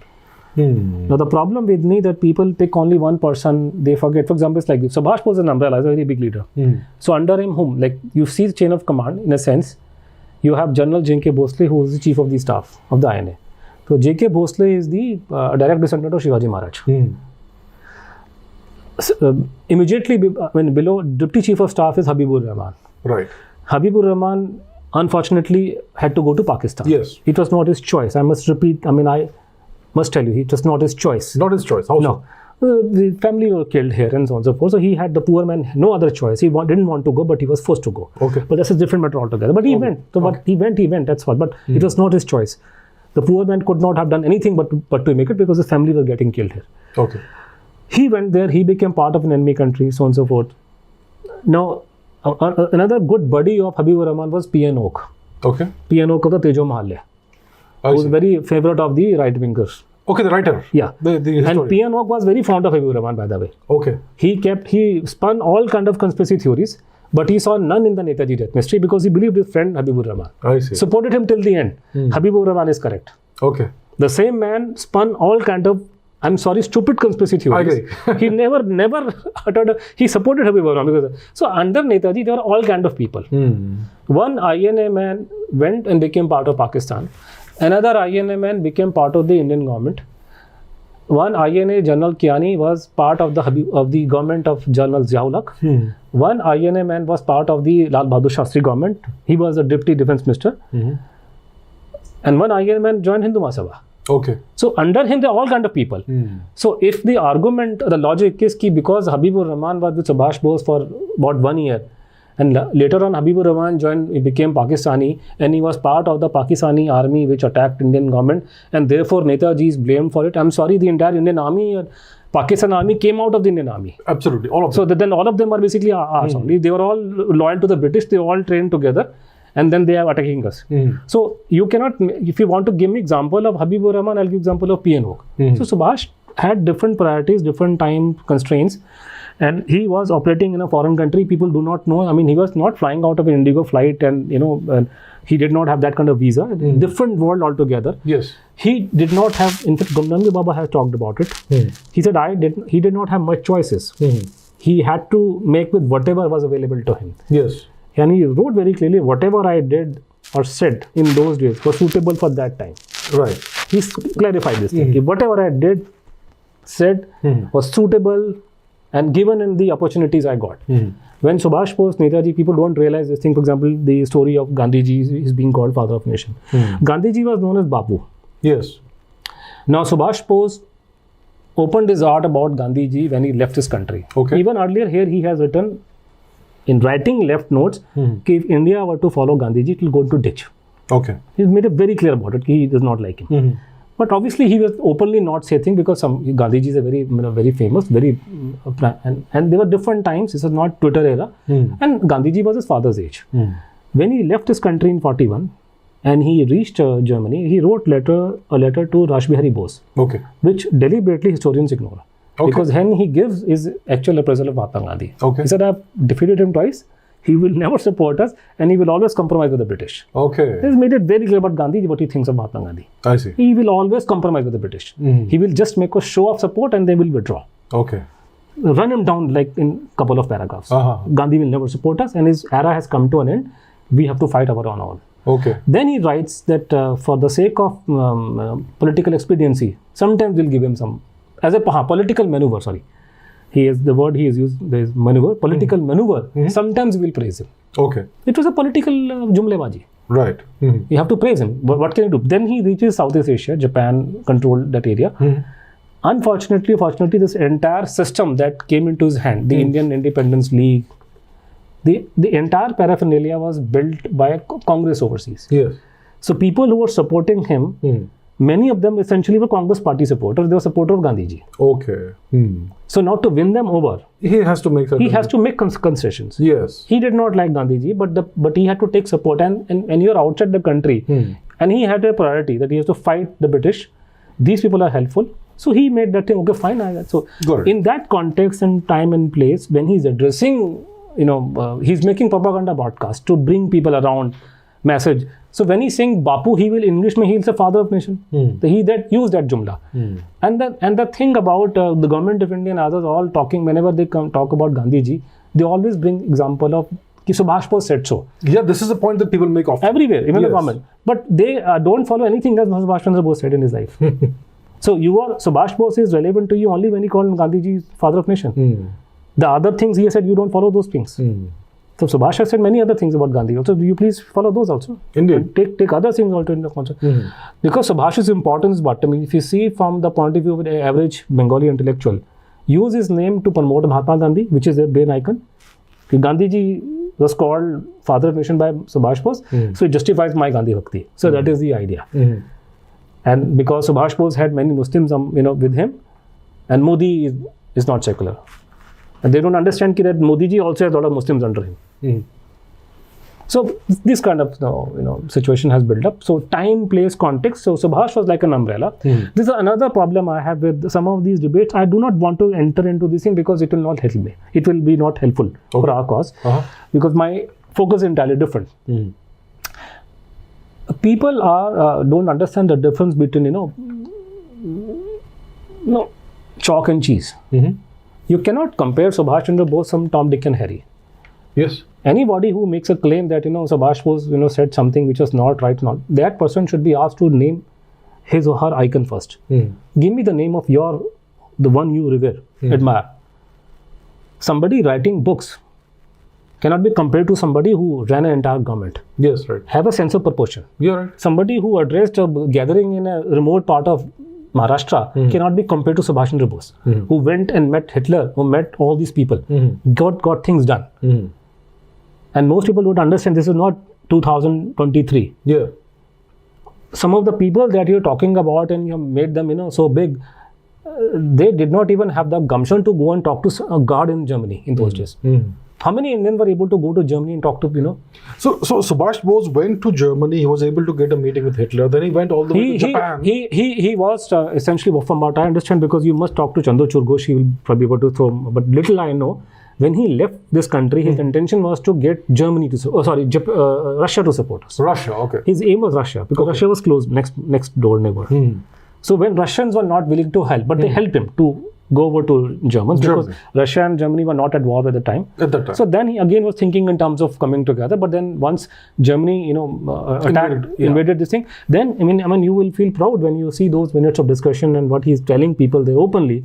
He criticized Germans sitting in Germany that one time what you've done is wrong. Okay. It has sent a very negative message because Indians think very high of Russia. Okay. So he had that kind of a courage and wisdom to see and tell them very clearly on their face.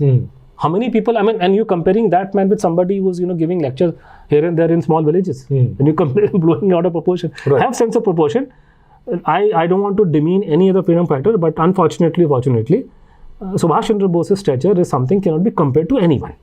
This man who has fled India, why was he treated with so much respect? That has to be some charisma in him. There has to be something about him. You see the pictures which have come out recently. They became available. He is sitting and talking to Hitler's top brass. He is talking to Hitler. He is talking to Himmler.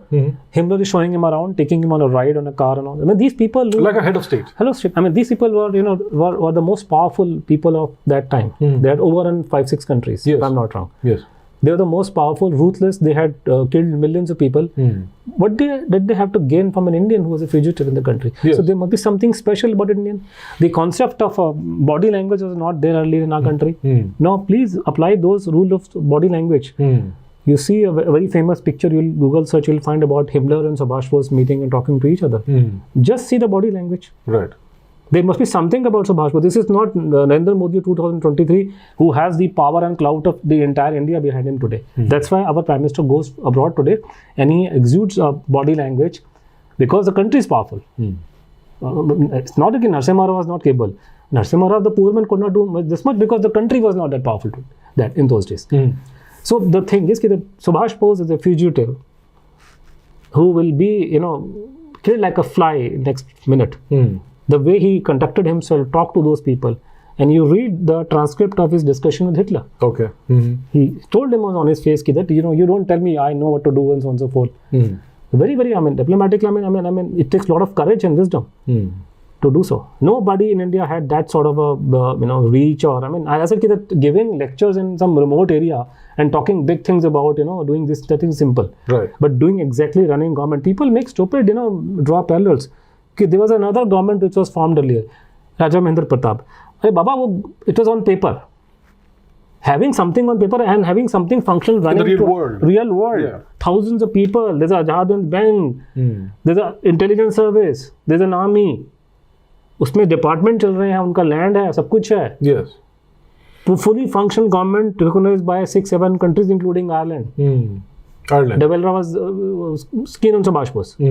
He came to India. He spoke in his favor in 49 or something when he came to India. In Calcutta, he went to Calcutta also. He met his brother. The thing is कि you're talking. Please learn to. ठीक है, उनका vote bank नहीं है उनके नाम का. Bengali community has let down Subhas Bose. So you are demeaning that person's stature. He was much bigger than all of these people put together. Look at the scale he went from here to there and meeting top leaders, bringing an army, and all in a manner of 6 months. 6 months. From Germany, he goes all the way to Japan, halfway across the world. Halfway across the world. And then he's able to raise an army. It's not like he's taken a flight from, Submarine. And submarine is not like today's submarine. Oh, no. It's difficult. He couldn't even stand there. The food reeked of diesel when whatever he ate. So it's not a joyride, just as we would take today in a submarine. So he goes there and then from scratch he builds up everything, deals with Japanese who are ruthless to others. Absolutely. There's something good about him that he saved Indians. There's a theory. He saved Indians. If he had not been there, probably the Japanese would do the same to them as they've done to others. So he does everything, and people are anybody and everybody who met him, be it Mussolini or Tojo or Hitler, they all felt good about him. He had some charisma, he has some charm, and he had nothing to offer them. He had nothing to offer them. Hitler he was under no obligation to support our freedom struggle. Why should he support him? Yes, right. But there was something about this man that people felt commitment, he has some conviction, he carries something, and then he supported him. So one must be mindful. The problem with Subhas Bose, because he does not have a vote bank link to him, because they are not members of parliament willing to raise stink in his name, so his stature is not where it should be. He's not given his due space.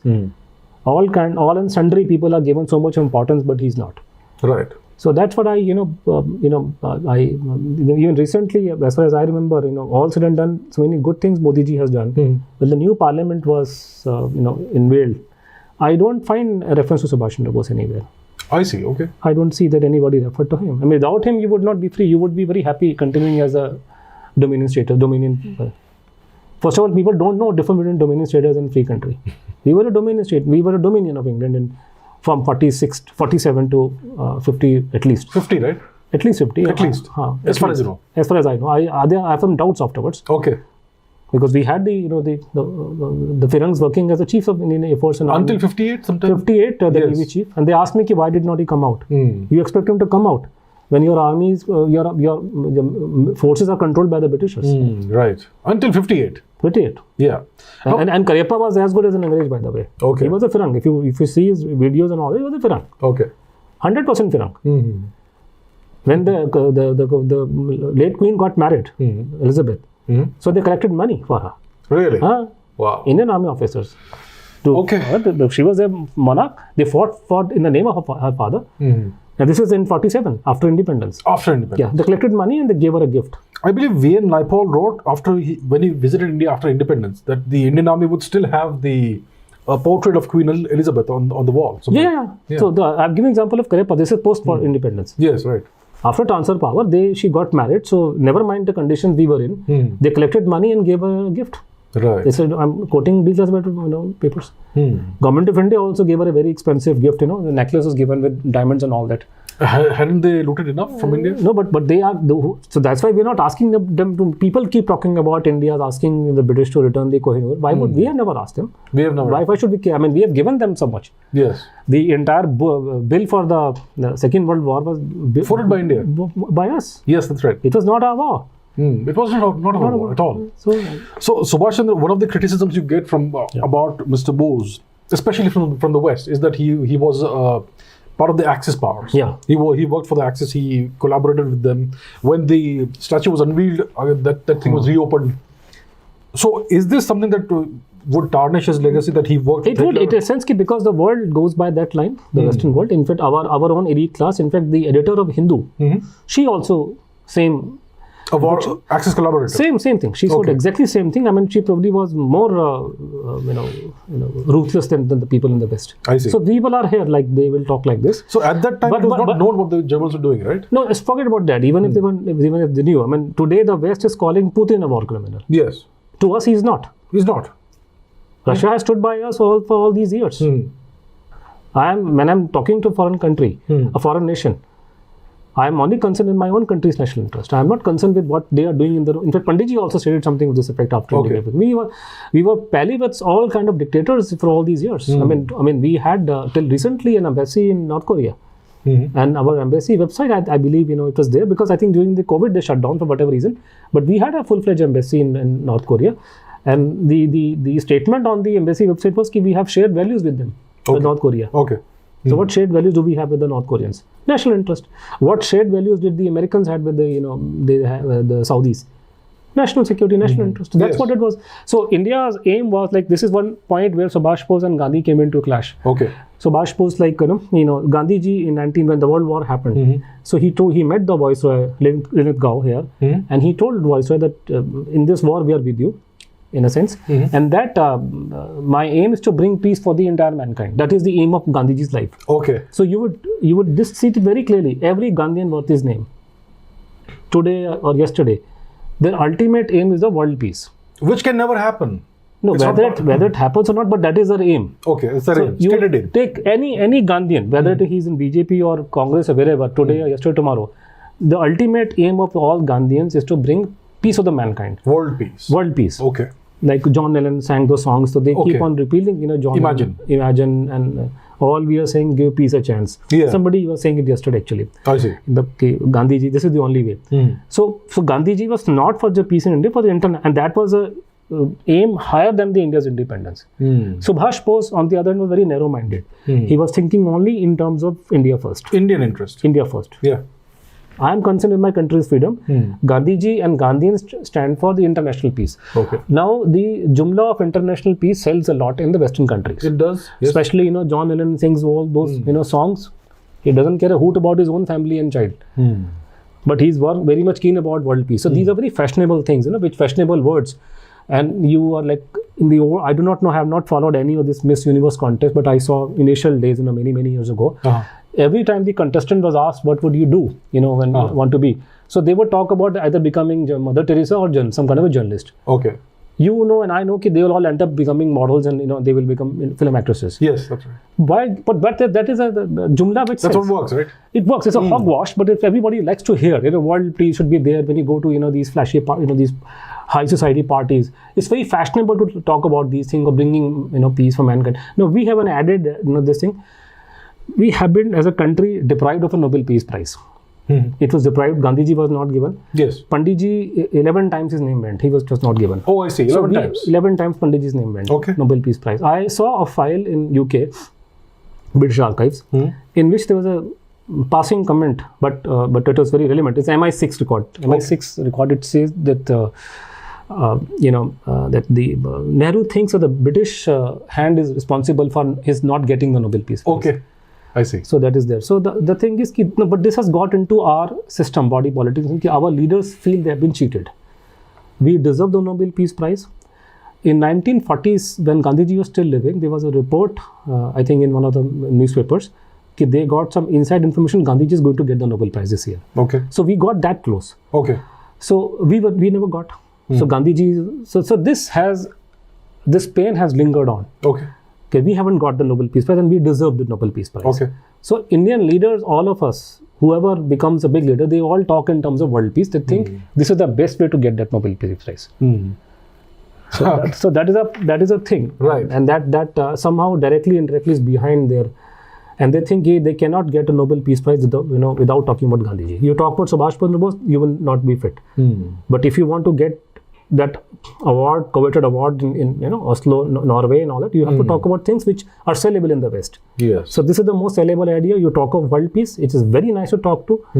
Our Prime Minister Modi ji goes to I think Germany. He went and he talked about that Gandhiji's way. Through Gandhiji's way, we can even defeat terrorism. My only question is that what was the need of Mr. Doval, being going to Kashmir?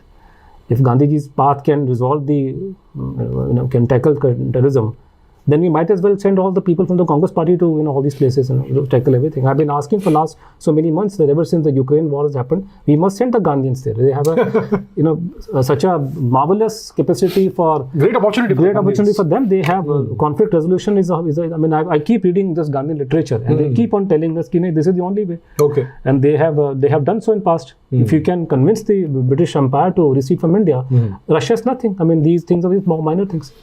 And they will not ask, they are totally selfless, they want nothing in return, so you don't have to worry about their well-being and all that. Just let them loose, take them up to Afghanistan, send them across the border, say go there and come back when you have achieved something. If you don't come back, goodbye to you. We are not responsible. So this is all, but this Jumla is happening. You pick up I have to ask this question in the context that there are at least 10 or maybe 9-10 organizations in our country which are doing constant research on Gandhian peace. Gandhi Research Foundation, Gandhian thoughts and all. Essentially on peace. Gandhian thoughts on peace. That is, peace is the main Gandhian agenda. Okay. So they have been conducting research for now 60-70 years. I want the results now. Exactly. We have put in so much of money. You give me one tangible thing, you have done research and according to you, this is the only route. Show me where you've done. That's right. 65, you did not do this thing. 71, you did not do this thing. In IPKF, you did not do it. You are in Kargil, you were nowhere to be seen. When something happens, you send the army people. When army restore the peace, then you start talking about world peace. You send them there, because Shanti Sena, you know that the concept of Shanti Sena, that it devised, Gandhiji thought of a Shanti Sena. He did? Oh yes. And then initially he thought in terms of having an army of people who are non-violent, he will go take on the Japanese. Okay. Yeah, that is how it started. Unarmed people? Unarmed? Unarmed Shanti Sena, but the enemy was Japan. Japan was the number one enemy of Indians in those days. I see. So one of the biggest mischief Japan did was to support Subhas Bose. So they were number one enemy for Indians. Okay. So they were to be like so this idea started there. Then after Gandhiji was not there, then Vinoba Bhave and others took forward. So they thought in terms of having this thing eventually replace the Indian army. Okay. And Shanti, believe me, it's like just Google search, you'll find it, a lot of fantastic stuff on it. I see. And Shanti Sena, like then eventually they said it will be a kind of an army which will control the riots. In case you have Hindu-Muslim riots in any part of the world, rather than sending the armed forces, send the Shanti Sena. Okay. Now, 2015, if I'm not wrong, so there was a meeting in Delhi of all top Gandhians of the country. Again, Google search is all about media. Okay. It was covered by Doordarshan and everybody else. Okay. So it said that, they had a meeting and they wrote to Prime Minister Narendra Modi that you have to revive Gandhi Shanti Sena now. I see. In the 150th year of his birth. Okay. Modi ji has not responded till date. I do not know why he has not done so. Okay. The biggest tribute, because which can be given to Gandhiji, is to start the Shanti Sena. First, you use them in the in any kind of violence within the country. Then you put them on the borders, and you see what happens afterwards. That's right. The only problem is my country would suffer. Yeah. But this joke which they are playing on us, using our own money, it sells. It clicks in high society. It clicks in the West. Whatever clicks in the West will click in the high society in India, in Delhi, Bombay, Calcutta. That's what they are. Right. My last two questions to you. First of all, what is Subhas Chandra Bose's legacy? And secondly, how optimistic are you that this entire matter will be resolved? His truth will come out. No, I think the answer to the both is the same. Whatever he has done for the country before and after independence should be made known to public. Yes. And in that regard, somebody like you has been very useful, very helpful. One of the best compliments I've ever got in my life was somebody who wrote, when we had this discussion last time, And some young fellow wrote this thing, this is like better than watching Spider-Man multiverse movie. I've never got as a YouTube comment. Fantastic. I mean, you look at this person must have been a much younger person, you know. Yes. I mean, he's finding discussion about matters about Netaji, which happened long before this person was born. Yes. And he's making that kind of a comment that it is better than watching Spider-Man multiverse movie. Right. Which I also watch, but I enjoy because I'm a big Spider-Man fan. Okay. Not from long time. Okay. So the thing is, this is what my aim is, that in my capacity, I want to take out this message to the younger people. And in that quest, people like you have been very helpful, very useful. That through your platform, and because you have your own credibility, I am able to reach so many people. Millions of people will see me.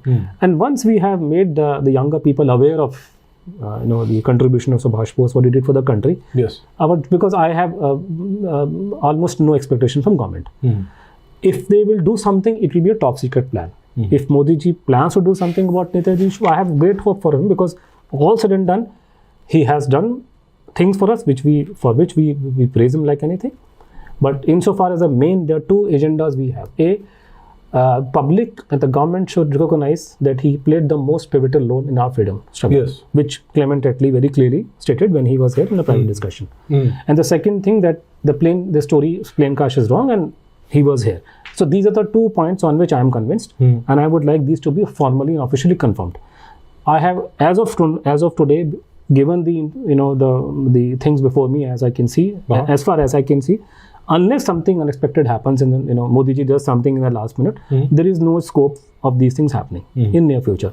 But what I foresee, and where I'm actually a bit positive, I have been going away everywhere and giving lectures and talks. Yes. So it is usually the younger people who are coming and taking interest in IITs, and also especially when I've been to US several times. So I find the younger people are very much key, and very happy to tell you, when this started with I think my visit to Gujarat. Earlier in my talks, only men used to come, males used to come, young boys used to come, girls used to not come, ladies used to not come. But that's bad. 50% gone, you're finished. Yeah, right. So from that time onwards, sizable number of women and girls also come to our talks, which is very nice, because the message should go to everybody. Absolutely. Can't leave out without this side. Where are we? Yes. So then this is happening. So I find that the younger people are very receptive, and that comment itself is an example. In fact, every comment was like this, in a way.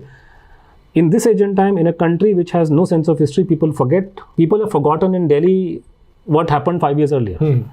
So in this age and time, if people can do this, they can relate, they can understand, they can take interest. So I think if we are able to take our message to a lot of young people, millions of people, I think that is all I can do, and that I and my friends will continue to do. Absolutely. I'm very helpful, The only thing, maybe I should make this request through you, because so many people are listening to us today, is that one of the ways I can do it is by giving lectures and talks. Right. I am essentially a person who comes into element when I stand in front of a large audience. Right. I'm not somebody fit for this kind of a discussion and talks and all that. A person stands on a podium, and then I give my talks and I give my PowerPoint presentation, because this is such a difficult topic to explain. Yes, right. Visually, because I tell you, for example, you asked me a very interesting question about, let's say, the DNA testing. So I would rather show you the slides. Yes, absolutely. I'll show you the images. I'll show you the video bites. It makes all the sense. So it's very important for us to continue to have these discussions and these talks. So people should organize my and Chandru's lectures. We have been going. Tomorrow I'm again going somewhere, but the frequency has to increase. Right. And I have to cover the length and breadth of this country and take the message to the younger people. People like it, they enjoy it. And I think once we have taken our message to young people, if not today, maybe 10 years down the line, when the landscape will change completely, we might be able to reach our target of whatever the truth is. That truth should come out. I hope it comes out. So thank you so much for the work that you've been doing. Pleasure. And for coming on the show. And I look forward to talking to you again in the future. Thank you. I look forward to next time, and probably next time when I meet you, I probably will have more information. Absolutely. Today. Thank you so much. Thank you very much. Bye. If you enjoyed this conversation, please join my fast-growing Discord server, on which I do monthly exclusive live streams just for the Discord members. And please don't forget to like and subscribe on YouTube. Thank you very much.